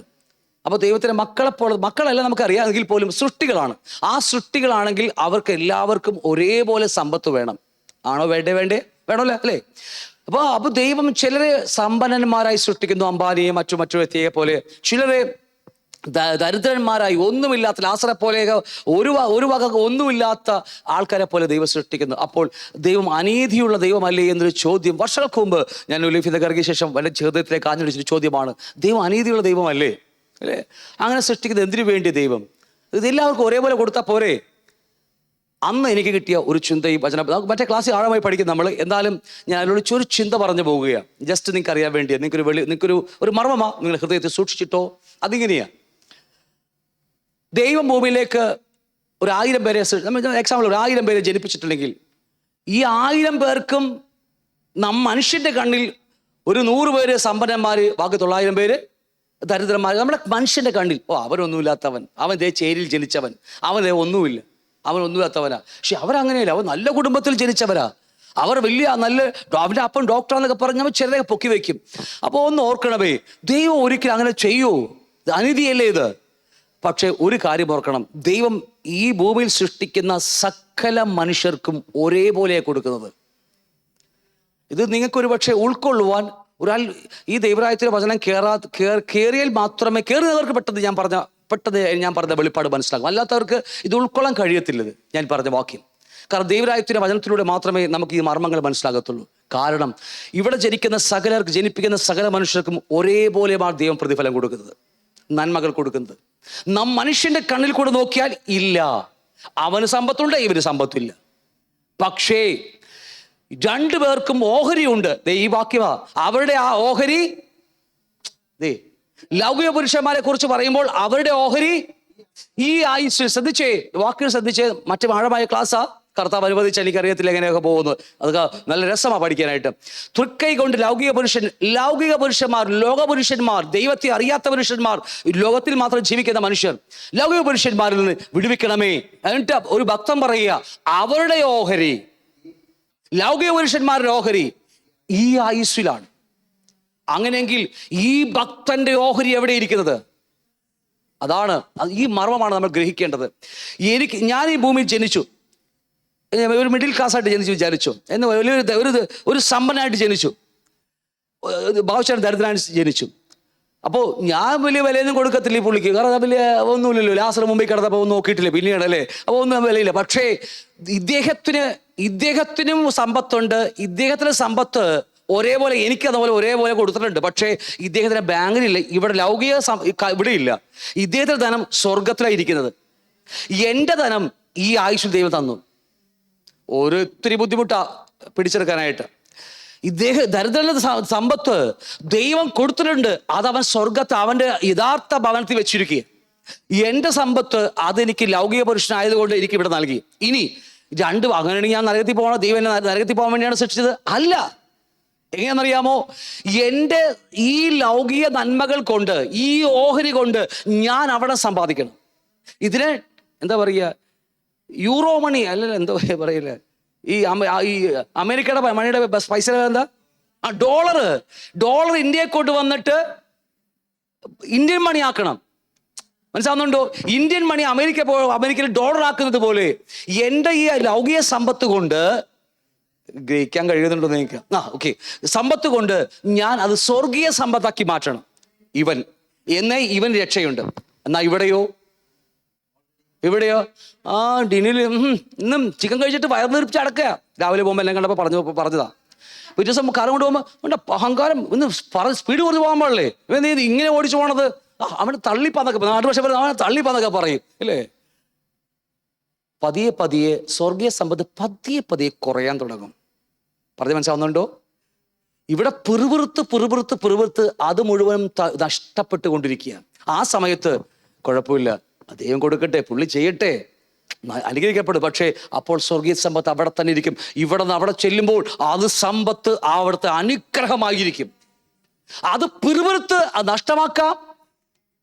ഇവൻ ഇവിടെ ലോകത്തിൽ അടിച്ചു പൊളിച്ച് ഇവൻ ജീവിച്ച് ഇവൻ നഷ്ടമാക്കാം. എന്നാൽ ഇതുകൊണ്ട് അവിടെ നേടുകയും ഇവിടെ പിറുപിറുക്കാതെ അത് ഉറപ്പിക്കുകയും ചെയ്യുന്ന ക്രിസ്ത്യ ജീവിതം. എത്രയൊക്കെ മനസ്സിലായെന്ന് എനിക്ക് അറിയത്തില്ല. ഇതൊക്കെ നമ്മൾ ആഴമായി പഠിക്കുമ്പോൾ അതിന് ദൈവരാജ്യവും സമ്പത്തുനിന്ന് ക്ലാസ് ഉണ്ട്. നല്ല ക്ലാസ്സാ.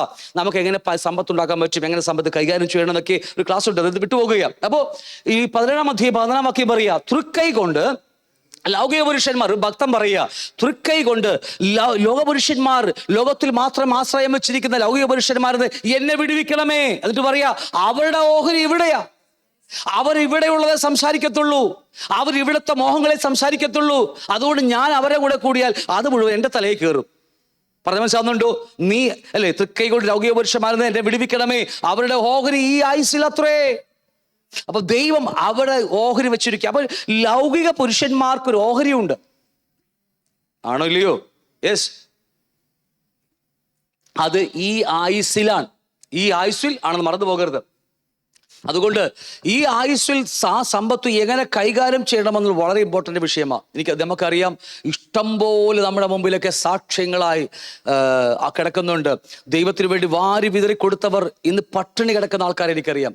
ദൈവത്തിന് വേണ്ടി വാരി വിതറി കൊടുത്തു ഇന്ന് ദരിദ്രന്മാരായി തലമുറകളൊക്കെ നഷ്ടപ്പെട്ടു പോയി, ഭക്തിയില്ലാതെ ലോകം കയറി കിടക്കുന്ന കുടുംബങ്ങളെ എനിക്കറിയാം. നമ്മുടെ ഭാഷ പറഞ്ഞ കൊടുപ്പിൻ നിറച്ചു കിട്ടും എന്നൊക്കെ പറയുന്ന പരിപാടി എവിടെ പോയി ഇപ്പോൾ അല്ലേ? സഭയിലൊക്കെ നമ്മൾ പറയുമ്പില്ലേ, പൊതുവെ പാസ്റ്റർമാർ പ്രസംഗിക്കുമ്പോൾ കൊടുക്ക് നിന്റെ വലിയ പേഴ്സ് വലുത് കൊടുക്കാൻ പറയുമ്പോൾ കിട്ടുമെന്നൊക്കെ പറഞ്ഞാൽ ഈ കൊടുത്തവരിന്ന് പട്ടിണി കിടക്കുക. ഒന്നിനോടല്ല, വാരിക്കോരി കൊടുത്തവർ. കാരണം എന്നറിയാമോ? എവിടെ വിതക്കണമെന്ന് അവൻ അറിയില്ലായിരുന്നു. നിലങ്ങൾ ഒരുപാടുണ്ട്. ഏത് നിലത്തിൽ വിതക്കണമെന്ന് അറിയാതെ വിതച്ചാൽ അവസാനം മേലോട്ട് നോക്കി ഇരിക്കാന്നല്ലാതെ ഒരു ഗുണം ഉണ്ടാകത്തില്ല. ഒന്നും മനസ്സിലായോ ഇല്ലെന്ന് തോന്നണ കണ്ടത്.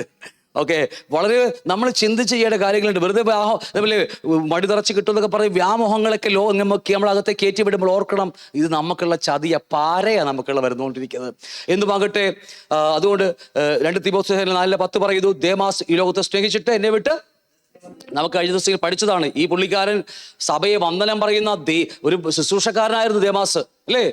2 തീത്തോസിലെ 2 പുസ്തകത്തിൽ പഠിച്ചത് നമ്മൾ. 2 പുസ്തകത്തിൽ ഞങ്ങൾ തീത്തോസും അല്ലെങ്കിൽ പറയുക ദേമാസൊക്കെ വന്ദനം ചൊല്ലുന്നു പറഞ്ഞ മൂപ്പന്മാരായിരുന്നു. ഇപ്പോൾ ലോകം കയറി നരകത്തിലേക്ക് പോയി. എന്തുകൊണ്ടെന്നറിയാമോ? എവിടെയോ വഴിയാത്രയിൽ ലോകമകത്തേക്ക് കയറിപ്പോയി. നമുക്ക് സംഭവിക്കാം നമുക്ക് ഇതുപോലെ ലൗകിക പുരുഷന്മാരുടെ ഓഹരിയിലേക്ക് നമ്മുടെ കണ്ണുകൾ മാറിപ്പോകാം. ഈ പറഞ്ഞ ഒട്ടനവധി ആൾക്കാർ എനിക്കറിയാം. ഇന്ത്യയുടെ പല ഭാഗത്തും എനിക്കറിയാം. അറിയാതെ ഹൃദയത്തിലേക്ക് ലോകമോഹം ഇട്ടു. 1 വെച്ച 2 കിട്ടും. അപ്പൊ അവർ 2 കിട്ടുമ്പോൾ കുറെ ദൈവത്തിന് കൊടുക്കും പക്ഷേ ഹൃദയത്തിൽ വളർന്നു വന്നത് ദൈവരാജ്യമല്ലായിരുന്നു, കൊടുത്താൽ കിട്ടുമെന്നുള്ള പരിപാടിയാണ്. അതിലാ വളർന്നു വന്നിരുന്നത്. ഞാൻ പറഞ്ഞ അർത്ഥം മനസ്സിലാവുന്നുണ്ടോ? നമ്മുടെ ഹൃദയം ക്രിസ്തുവായുള്ള ബന്ധത്തിലാണ് വളർന്നു വരേണ്ടത്. ക്രിസ്തുവാണ് നമ്മുടെ സമ്പത്ത്. ക്രിസ്തുവാണ് എന്നിൽ വളരേണ്ടത്. അവന്റെ പരിശുദ്ധാത്മാവ് എന്നിൽ നിറയേണ്ടത്. ബാക്കി ഏത് മോഹങ്ങൾ എനിക്ക് ഇന്ന് ഞാൻ ഹൃദയത്തിൽ ഓർക്കുക, പറഞ്ഞ വാക്കുകളൊക്കെ പലരും പറഞ്ഞ വാക്ക് എൻ്റെ ഹൃദയത്തിൽ ഓടി വരികയാ. നമുക്ക് ഈ എന്താ പറയുക, ഒരു ടൂത്ത് പേസ്റ്റ് ഉണ്ടല്ലോ, കോൾഗേറ്റ് കമ്പനിക്കാരെ പോലെ നമുക്ക് ആകണം. ദൈവം നമ്മളെ ആക്കിക്കളയും എന്ന് പറയുക. എന്നിട്ട് പറയും നമുക്ക് അനാഥാശ്രമങ്ങളും വലിയ ഹോസ്പിറ്റലൊക്കെ നമുക്ക് ആരംഭിക്കണം കർത്താവിന് വേണ്ടി. എന്ത് പറയുമ്പോഴും കർത്താവ് എന്ന് പറയും. അതുകൊണ്ട് കുഴപ്പമില്ലല്ലേ? പറഞ്ഞു ഇപ്പം സംസാരം ഇന്ന് ഭക്ഷണത്തിന് പോലും കഴിക്കാൻ കഴിയാതെ ജീവിക്കുന്ന എത്രയോ ആൾക്കാരെ എനിക്കറിയാം. കാരണം ക്രിസ്ത്യ ജീവിതം നമ്മൾ ഉദ്ദേശിക്കുന്ന പരിപാടിയല്ല സഹോദരങ്ങളെ. ഹല്ലേലൂയ. അവിടെ നിന്ന് ആഗ്രഹിക്കുന്നത് അവിടെ നിന്ന് നമ്മുടെ ഉള്ളിൽ വാസം ചെയ്യാൻ വേണ്ടിയാണ്. ഹല്ലേലൂയ. ഒരുപക്ഷെ നമ്മുടെ വിളി അതാണെങ്കിൽ ദൈവം നമ്മളെ കൊണ്ടുപോകും. നമുക്ക് ആ വിളി ഉണ്ടെങ്കിൽ നമ്മുടെ വിളിയെ ഉറപ്പിക്കുന്ന അവനാണ്. ഞാൻ പറഞ്ഞ മനസ്സിലായില്ലേ? ദൈവം എന്നിൽ വസിച്ചുകൊണ്ട് അവൻ എന്നെക്കുറിച്ച് ആഗ്രഹിക്കുന്നത് ഒരുപക്ഷെ വലിയ ബിസിനസ്സുകാരൻ അവനെ ചെയ്തോളും എന്നെ കുറിച്ച്. പക്ഷെ ഞാനെന്നും അവനിലായിരിക്കും. അവൻ എന്നോട് ചെയ്തോളും, പക്ഷെ ഞാനെന്നും അവനിലായിരിക്കും. അതാ വ്യത്യാസം. മറ്റത് അങ്ങനെയല്ല. ഞാൻ ദൈവത്തെ കൂടാതെ പണിയുന്നവനായി തീരും. അതുകൊണ്ട് പരാജയമായി പോയത്. ദൈവത്തെ കൂടാതെ എന്ത് പണിയാൻ പോയ പരാജയം തന്നെയായിരിക്കും. ലോകക്കാർക്ക് ഈ ലോകത്തിൽ ആയുസ്, അവിടെ ഓഹരി ഈ ആയുസില്ല. അതുകൊണ്ട് അവർക്ക് പേരും പെരുമയും അവർക്കൊരു പറയാനുണ്ട്. നാളത്തേക്ക് വേണ്ടി ഒരുപാട് ആലോചിക്കുക ഇന്ന് രാത്രിയുണ്ട് അവർക്ക്. നമുക്കതില്ല. നേരം വെളുക്കാൻ പറയും, കർത്താവേ തന്നാ തിന്നും, നീ പറഞ്ഞാൽ നീ എൻ്റെ മുമ്പിലേക്ക് ആളഴിച്ചാൽ ഞാൻ സുവിശേഷം പറയും, നിനക്കിതാ എന്നിലേക്ക് കയറിക്കോ എന്ന് പറഞ്ഞ് നമ്മൾ രാവിലെ ഏൽപ്പിച്ചു കൊടുക്കുക. നീ എന്നെ അഭിഷേകം നിറച്ചോ, നീ വരുന്ന ആൾക്കാരോട് ഞാൻ സുവിശേഷം പറയാം, നീ തന്നെ ശക്തി കൊണ്ട് ഞാൻ നിന്റെ വേല ചെയ്തോളാം. നമ്മൾ രാവിലെ അങ്ങനെയല്ല പറയുന്നത്. അവർക്ക് അങ്ങനെ, ലൗകിക പുരുഷന്മാർക്ക് അങ്ങനെയല്ല. നാളത്തേക്ക്, ഒരു മാസത്തേക്കും അടുത്ത വർഷത്തേക്കുമുള്ള പ്രൊജക്റ്റുകൾ ഇന്ന് രാത്രി തീർക്കുക അവരെല്ലാവരും. ഞാൻ പറഞ്ഞർത്ഥ മനസ്സാവുന്നുണ്ട് എനിക്കത്. അതാണ് ഒരു ലൗകികനും ഒരു ദൈവകുഞ്ഞും തമ്മിലുള്ള വ്യത്യാസം. ഹല്ലേലൂയ. യോഹന്നാൻ ലേഖനം 4-ാം അധ്യായം 4 മുതൽ 5 വരെ പഠിക്കുമ്പോൾ, കുഞ്ഞുങ്ങളെ, നിങ്ങൾ ദൈവത്തിൽ നിന്നുള്ളവരാകുന്നു, അവരെ ജയിച്ചിരിക്കുന്നു. നിങ്ങളിലുള്ളവൻ ലോകത്തിൽ ഉള്ളവനേക്കാൾ വലിയവനല്ലോ. അവർ ലൗകികന്മാർ ആകയാൽ ലൗകികമായത് സംസാരിക്കുന്നു, ലോകം അവരുടെ വാക്ക് കേൾക്കുന്നു. ഞങ്ങൾ ദൈവത്തിൽ നിന്നുള്ളവരാകുന്നു, ദൈവത്തെ അറിയുന്നവൻ ഞങ്ങളുടെ വാക്ക് കേൾക്കുന്നു. ദൈവത്തിൽ നിന്നല്ലാത്തവൻ ഞങ്ങളുടെ വാക്ക് കേൾക്കുന്നില്ല. സത്യത്തിന്റെ ആത്മാവ് ഏത് എന്നും വഞ്ചനയുടെ ആത്മാവ് ഏത് എന്നും നമുക്ക് ഇതിനാൽ അറിയാൻ കഴിയും. വേദപുസ്തകം ക്ലിയർ കട്ടായിട്ട് പറയുക. നോക്കിയേ, ഞാൻ നിങ്ങളുടെ ലൗകികാര്യങ്ങൾ അല്ലേ, ഈ ലോകത്ത് നിനക്ക് വലിയവനാക്കും, നിന്നെ അതാക്കും, നിന്നെ പുലിയാക്കും, എലിയെ ചേനയാക്കും എന്നൊക്കെ പറഞ്ഞാൽ, സത്യത്തിൽ എൻ്റെ ഹൃദയത്തിൽ എന്താണോ ഉള്ളത് അതാണ് അത്തരം പ്രസ്താവിക്കുന്നത് ഇല്ലേ? നമ്മുടെ ഹൃദയത്തിൽ ദൈവമാണ്, കർത്താവാണ്, അവൻ്റെ രാജ്യമാണ്, അവൻ്റെ നീതിയാണ്, നമ്മൾ ഇതൊക്കെയാണ് അന്വേഷിക്കുന്നതെങ്കിൽ തുറന്നാൽ അതേ പറയാനുള്ളൂ നമുക്ക്. അവൻ്റെ താഴ്മയും അവൻ്റെ സഹിഷ്ണുതയും അവൻ ഭൂമിയിൽ ജീവിച്ച ജീവിതവും അവൻ എനിക്ക് വേണ്ടി ക്രൂശിൽ സഹിച്ച കഷ്ടതയും ഇല്ലേ? നമുക്ക് വേറെ എന്താ പറയാനുള്ളത്? പറയൂ കുഞ്ഞുങ്ങളെ, ദൈവങ്ങളെ, നമുക്ക് എന്താ പറയാനുള്ളത്? ഒന്നുമില്ലാത്ത പ്രത്യാശ ജാതികളെ പോലെ കിടന്ന എനിക്ക് അവൻ 30 വർഷം ജീവിച്ച് 3.5 വർഷക്കാലം എൻ്റെ പാപത്തെയും ചുമന്നുകൊണ്ട് അവൻ ക്രൂശിലേക്ക് കയറിപ്പോയതാ. അത് നമുക്ക് മറക്കാൻ പറ്റുമോ? നമുക്ക് ഒരു ദിവസം ഒരാളോടെങ്കിലും പറഞ്ഞു പോകില്ലേ? പലപ്പോഴും ഞാൻ പ്രാർത്ഥിക്കുമ്പോൾ ഈ വാക്ക് ഞാൻ എപ്പോഴും ഓർത്ത് പ്രാർത്ഥിക്കാറുണ്ട്. നിങ്ങൾക്ക് ഒരു പക്ഷേ ശ്രദ്ധിച്ച് കാണുമായിരിക്കും. ഞാൻ പലപ്പോഴും പ്രാർത്ഥിക്കുമ്പോൾ ആദ്യം ഒരു വാക്ക് ക്രൂശിനെ കുറിച്ച് പറഞ്ഞിട്ടേ ഞാൻ പ്രാർത്ഥിക്കാറുള്ളൂ. നിങ്ങൾ കേട്ടവർക്കായി, മനസ്സിലാക്കിയവർക്കായി സ്തോത്രം. എപ്പോഴും എനിക്ക് അറിയത്തില്ലെങ്കിൽ പോലും ഞാൻ നല്ലൊരു സമയം പരിശുദ്ധന്മാവ് ഓർപ്പിക്കുമ്പോൾ എല്ലാ പ്രാവശ്യവും ഞാൻ ആഗ്രഹിക്കുന്നുണ്ട് ക്രൂശിനെ കുറിച്ച്, അവൻ്റെ സ്നേഹത്തെക്കുറിച്ച്, ക്രൂശ് മരണത്തെക്കുറിച്ച്, എന്നെ നിത്യത്തിലേക്ക് അടുപ്പിക്കാൻ അവൻ സഹിച്ച സഹനത്തെക്കുറിച്ച് ഒന്ന് ചോർപ്പിച്ചിട്ട് ഞാനൊന്നും പ്രാർത്ഥിക്കുന്ന ഒരു രീതി എനിക്ക് അന്നും പലപ്പോഴും ഞാൻ ശീലിച്ചു വന്നൊരു കാര്യമാണ്. അത് വേറൊന്നും കൊണ്ടല്ല, നിഗളം വരാതിരിക്കാൻ വേണ്ടിയാ. കാരണം ഇന്നലെ നാളെ നമുക്ക് വീഴ്ച സംഭവിക്കാം, വരാം. ഞാൻ സത്യമായിട്ട് പറയാം, വരാം നമുക്ക്. പക്ഷേ ക്രൂശിലെ മരണം അതൊരിക്കലും നമ്മുടെ ഹൃദയത്തിൽ നിന്ന് പോകാതെ സൂക്ഷിച്ചാൽ മതി. അതുണ്ടെങ്കിൽ അവൻ്റെ സഹിഷ്ണുത, അവൻ സഹിച്ച വേദനയൊക്കെ നമ്മൾ ഓർക്കുമ്പോൾ തീർച്ചയായും നമുക്ക് ഒരിക്കലും നിഗളം വരത്തില്ല. നമുക്ക് വേറൊന്നും പറയാനുണ്ടാവത്തില്ല. നമുക്ക് യേശുവിനെ കുറിച്ച് മാത്രമേ പറയാനുണ്ടാവുള്ളൂ. അവൻ്റെ നിത്യത, അവൻ നമുക്ക് വേണ്ടി കാത്തിരിക്കുന്ന അവൻ്റെ സ്നേഹമൊക്കെ, അതല്ലാതെ രാത്രി എന്ത് പറയാൻ പറ്റും നമുക്ക്? അതുകൊണ്ട് ഇന്ന് ഒട്ടനവധി കള്ളപ്രവാചകന്മാർ ലോകത്ത്, യൗവനക്കാരായ എത്രയോ ആൾക്കാർ ലോകത്തിൽ ഇറങ്ങിയിരിക്കുന്നത്. ലോകം തരാമെന്ന് പറഞ്ഞിരിക്കുന്നത് അല്ലേ? 1 വെച്ച 2 കിട്ടും. എത്രയോ പേരാ ഇന്ന് ലോകത്തിലേക്ക് മനുഷ്യൻ ചതിച്ച് വന്ദിച്ചു വെച്ചിരിക്കുന്നത്. കാരണം നമ്മുടെ ഹൃദയത്തിലെ മോഹങ്ങൾ അവർക്കറിയാം. ഏത് ബിസിനസ് ഞാൻ പറയാം, ഇന്ന് ഈ കഴിഞ്ഞ മാസവും ഈ മാസവും ഇന്ന് കേരളത്തിൽ മാത്രം പറയാം, എനിക്ക് വേറെ രാജ്യം അറിയത്തില്ല, കേരളത്തിൽ മാത്രം ഏറ്റവും അധികം ബിസിനസ് നടന്ന ഒരു ബിസിനസ് ഉണ്ടെന്ന് പറയാൻ പറ്റും നിങ്ങൾക്ക്? കറക്റ്റാ, AC കച്ചവടം അല്ലേ? ഇന്ന് മിക്കവാറും എല്ലായിടത്തും അതൊക്കെ തന്നെ, ഇന്ത്യ മുഴുവൻ അതൊക്കെ എനിക്ക് അറിയത്തില്ല. ഞാൻ എക്സാമ്പിൾ പറഞ്ഞ മാത്രമേ ഉള്ളൂ. ഒരു എക്സാമ്പിൾ പെട്ടെന്ന് തലയിൽ ഓടി വന്നതോട് പറഞ്ഞതാ. AC കച്ചവടമാണ്. അപ്പോൾ എന്തുമാകട്ടെ, നമുക്ക് അപ്പോൾ നല്ലവണ്ണം അറിയാം ഈ കാലഘട്ടത്തിൽ ഏത് ബിസിനസ് ചെയ്താൽ വിജയിക്കും. മഴക്കാലത്ത് പോയി AC കച്ചവടം തുടങ്ങി നമ്മൾ കട്ട പുകയിരിക്കും, നമ്മളുള്ള കാര്യം പറയാം. ഇതുപോലെ സാത്താനും അറിയാം, അവർ നല്ലോണം അറിയാം. ഈ കൂടിയിരിക്കുന്ന ജനങ്ങൾക്ക് നല്ലൊരു ശതമാനം ഹൃദയം മുഴുവനും മോഹങ്ങളായിട്ടിരിക്കുന്നത്. പ്രസംഗൻ അപ്പം തന്നെ അവൻ്റെ ആത്മാവിൽ അവൻ്റെ അശുദ്ധാത്മാവ് പ്രേരിപ്പിക്കുക അവൻ്റെ ഹൃദയത്തോട്, അവൻ അങ്ങോട്ട് ആ ഹൃദയം മുഴുവനും ലോകത്തിലേക്ക് കയറ്റിവിടും. അവർക്ക് ഹാപ്പി, ഇവന് ഹാപ്പി, ഇവനെന്നറിയും അവർക്കെന്നറിയും. ഇതൊക്കെ വഞ്ചനയുടെ ആത്മാവാ, മറന്നു പോകരുത് നമുക്ക്. നിങ്ങൾ എൻ്റെ കൂടെ ഉണ്ടോ എല്ലാവരും? എന്തുമാകട്ടെ, ഞാൻ പറഞ്ഞു വിടുന്നു, പാട്ടുകാരെ കയറിക്കോ. അപ്പൊ അതുകൊണ്ട് അവർ ലൗകികന്മാരാകയാൽ ലൗകികമായി സംസാരിക്കുന്നു, ലോകം അവരുടെ വാക്ക് കേൾക്കുന്നു. ലോകമുള്ളവന് മാത്രമേ, ലോകമോഹമുള്ളവന് മാത്രമേ അവരുടെ വാക്ക് കേൾക്കാൻ കഴിയത്തുള്ളൂ. അല്ലാത്തവർക്ക് അഗോചരമായിരിക്കും അല്ലേ? എന്താ പറയില്ലേ, ഇരിക്കാൻ അങ്ങോട്ട് തിരിയും ഇങ്ങോട്ട് തിരിയൊക്കെ. എന്താണെന്ന് അറിയാമോ? പലപ്പോഴും ഇടങ്ങിപ്പോയ ആൾക്കാരുണ്ട്. എൻ്റെ ഒരു ബ്രദറുണ്ട്, നമ്മുടെ ഒരു ശിഷ്യനെ പോലെ ആയിരുന്നു, മുത്തു ബ്രദർ എന്നൊക്കെ അറിയാം, എല്ലാവർക്കും അറിയാം, തങ്കമുത്തു. പുള്ളി മീറ്റിങ്ങിൽ പോയിട്ട് പറയും, എൻ്റെ ഡിലിവറി ഞാൻ അവിടെ കുറേ നേരം തിരിഞ്ഞു മറിഞ്ഞിരുന്നു, അവസാനം ഞാൻ ഇറങ്ങിപ്പോന്ന്. പറ്റില്ല പുള്ളിക്ക്, കേൾക്കാൻ നേരമില്ല പുള്ളിക്ക്. എന്നിട്ട് പുറത്ത് പോയി ചായക്കടയിൽ പോയി ചായയും മണ്ണും മേടിച്ച് കുടിക്കുമെന്ന് പുള്ളി എപ്പോഴും കഴിഞ്ഞ ദിവസം വിളിച്ച് എന്നോട് പറഞ്ഞ. ഞാൻ താലൂക്ക് മീറ്റിംഗ് എന്നാ പറഞ്ഞത്, താലൂക്കിന്റെ ഒരു പാസ്റ്റർമാരെ മീറ്റിംഗ്.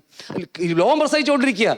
പുള്ളി കുറെ ഇങ്ങോട്ട് തിരിഞ്ഞിരിക്കാൻ അതിന് ഫോണോട് പറഞ്ഞു തരാൻ എനിക്ക്, ഞാൻ അങ്ങോട്ട് തിരിഞ്ഞിരുന്നൊക്കെ അവസാനം ഞാൻ ഇറങ്ങിപ്പോയി ചായക്കടയിൽ പോയി ചായ കുടിച്ചെന്നൊക്കെ. എന്താണെന്നറിയാമോ? അത് ഇഷ്ടമാകുന്നില്ല. മറ്റേതല്ല, ഇങ്ങനെ കേട്ടോണ്ടിരിക്കും. പറഞ്ഞു ഫസ്റ്റ്, പറഞ്ഞു ഇങ്ങനെ രസിച്ചുകൊണ്ടിരിക്കും. എന്തുമാകട്ടെ, അവർ ലൗകികമാർ ആകയാൽ ലൗകികമായി സംസാരിക്കുന്നു, ലോകന്മാരുടെ വാക്ക് കേൾക്കുന്നു. ഞങ്ങൾ ദൈവത്തിനുള്ളവരാകുന്നു, ദൈവത്തെ അറിയുന്നവൻ ഞങ്ങളുടെ വാക്ക് കേൾക്കുന്നു, ദൈവത്തിൽ നിന്നില്ലാത്തവൻ ഞങ്ങളുടെ വാക്ക് കേൾക്കുന്നില്ല. സത്യത്തിന്റെ ആത്മാവ് ഏതെന്നും വഞ്ചനയുടെ ആത്മാവ് ഏത് എന്നും നമുക്ക് അറിയാൻ കഴിയും. എൻ്റെ വാക്കുകൾ നിർത്തുകയാണ്. അപ്പൊ അതുകൊണ്ട് ഒരുവൻ ദൈവത്തിനുള്ളവനാണോ എന്ന് അറിയണമെങ്കിൽ അവരുടെ വാക്ക് നോക്കിയാൽ മതി, അവരുടെ വായിൽ നിന്ന് വരുന്ന വാക്ക് നോക്കിയാൽ മതി. നമ്മൾ വരുന്ന ദിവസങ്ങൾ നാവിനെ കുറിച്ചൊക്കെ പഠിപ്പിക്കുമ്പോൾ ഒരു നീണ്ട ക്ലാസ് നാവിനെ കുറിച്ച്, അത് നാവിന്റെ പ്രവർത്തനങ്ങൾ എവിടെയാണെന്നൊക്കെ കുറിച്ച് പഠിക്കും. ആ ഹൃദയത്തിനകത്ത് നിന്നാ ബന്ധിക്കപ്പെട്ട് കിടക്കുക. അകത്തെന്തുണ്ടോ അത് പുറത്ത് വന്നിരിക്കും. ഹല്ലേലൂയ. അപ്പൊ എന്തുമാകട്ടെ, നമ്മൾ പഠിച്ചുകൊണ്ടിരുന്ന വിഷയം ലോകത്തെക്കുറിച്ചാണ്. ലോകത്തിന്റെ നമ്മൾ പഠിച്ചു കഴിഞ്ഞ കാര്യമാണ്. ദൈവത്തെ കൂടാതെ നമുക്ക് എന്തും ചെയ്യുവാൻ എന്തും ചെയ്യാൻ പിശാച് എന്ന് പറയുന്ന ഒരു വ്യക്തി പ്രേരിപ്പിച്ചുകൊണ്ടിരിക്കും. ദൈവത്തെ കൂടാതെ എന്തും ചെയ്യുക എന്നുള്ളത്, അതിൽ വീണു പോകാതിരിക്കാൻ നമ്മൾ ശ്രദ്ധിക്കേണ്ട ഉത്തരവാദിത്വമുണ്ട്. ഒരു ദൈവകുഞ്ഞിന് ദൈവത്തെ കൂടാതെ ഒന്നും ചെയ്യാൻ കഴിയത്തില്ല. അതാണ് സത്യം എന്ന് പറയുന്നത്, ഈ ഒരു വാക്യം. അതുകൊണ്ട് പരിശുദ്ധാത്മാവ് ഇടയ്ക്ക് നമ്മൾ മാറിപ്പോയി നിൽക്കുന്നതും അവിടെ പോകുന്നതും നമ്മൾ അകത്ത് സംസാരിക്കുക ദൈവത്തോട്. നമ്മളെ കൊണ്ട് പറ്റില്ല, ശരി പ്രശ്നം വന്നാൽ അങ്ങോട്ട് പോകും, മാറിപ്പോയി, ചിലപ്പോൾ അങ്ങോട്ട് പോകും, ചിലപ്പോൾ ചായക്കടയിൽ പോയി ചായ പിടിക്കാൻ പോയതല്ല, പ്രശ്നം മാറാൻ പോകുന്നതല്ല, ദൈവത്തോട് സംസാരിക്കുക, ആ സ്വരം കേൾക്കാൻ വേണ്ടി പോകുകയാണ് നമ്മള്. ഞാൻ പറഞ്ഞു മനസ്സിലാവുന്നുണ്ടോ? അതൊക്കെ ദൈവത്തിന് സ്തോത്രം എന്നൊക്കെ പറയുന്നത് എന്തെങ്കിലും വായിൽ ഒട്ടിച്ച ഒരു വാക്കല്ലത്. ദൈവത്തിന്റെ ആത്മാവ് എന്തെങ്കിലും പറയുമ്പോൾ അപ്പോൾ സ്തോത്രം പറയുക വായില്. ഞാൻ പറഞ്ഞ അർത്ഥം മനസ്സിലാവുന്നുണ്ടോ നിങ്ങൾക്ക്? കാരണം ആ ഒരു ജീവിത രീതി നമുക്കുണ്ടാകണം. എല്ലാ മേഖലകളിലും ദൈവത്തിന് നമ്മളോട് സംസാരിക്കുന്ന, നമ്മൾ എപ്പോഴും ഇടപെടുന്ന. ഇപ്പൊ ബാബുച്ചേട്ടൻ എന്നോട് എന്തും പറയാം, എനിക്ക് ബാബുച്ചേട്ടൻ എന്തും പറയാം. കാരണം ഞങ്ങളൊരു ജീവിതമുണ്ട്. ഞങ്ങൾ 10-15 വർഷം കർത്താവിന് വേണ്ടി ഒരുമിച്ച് ഇന്ത്യ മുഴുവനും കറങ്ങിയത് സുവിശേഷം പറഞ്ഞ ആൾക്കാരാണ്. ഞങ്ങൾ ഒരുപാട് പ്രവർത്തിച്ച ആൾക്കാരാണ്. അപ്പോൾ ആ ഒരു ബന്ധം പോലെ തന്നെ പരിശുദ്ധാത്മാവിന് എന്നോട് അതിനേക്കാൾ അപ്പുറമായിട്ട് മറ്റേത് ഞാൻ പറയാം, അപ്പുറമായി പരിശുദ്ധാത്മാവിന്റെ കേൾക്കുവാനുള്ള ഒരു മനസ്സ് നമുക്ക് എപ്പോഴും ഉണ്ട്. എപ്പോഴും അവൻ എൻ്റെ അകത്ത് ജീവിക്കുന്നു. ഇല്ലെങ്കിൽ ആഴ്ചയിൽ മാത്രം ജീവിച്ചു പോകുന്ന ഒരു ഇറച്ചിക്കാരനെ പോലെയാവും നമ്മുടെ കർത്താവ്, നമ്മുടെ പരിശുദ്ധാത്മാവ്. അങ്ങനെയല്ല, എപ്പോഴും ഓരോ സെക്കൻഡും എപ്പോഴും അവൻ നമ്മുടെ കൂടെ ജീവിക്കുന്ന ഒരു ജീവിതമുണ്ടെങ്കിൽ നമ്മൾ ജയാളികളാണ്.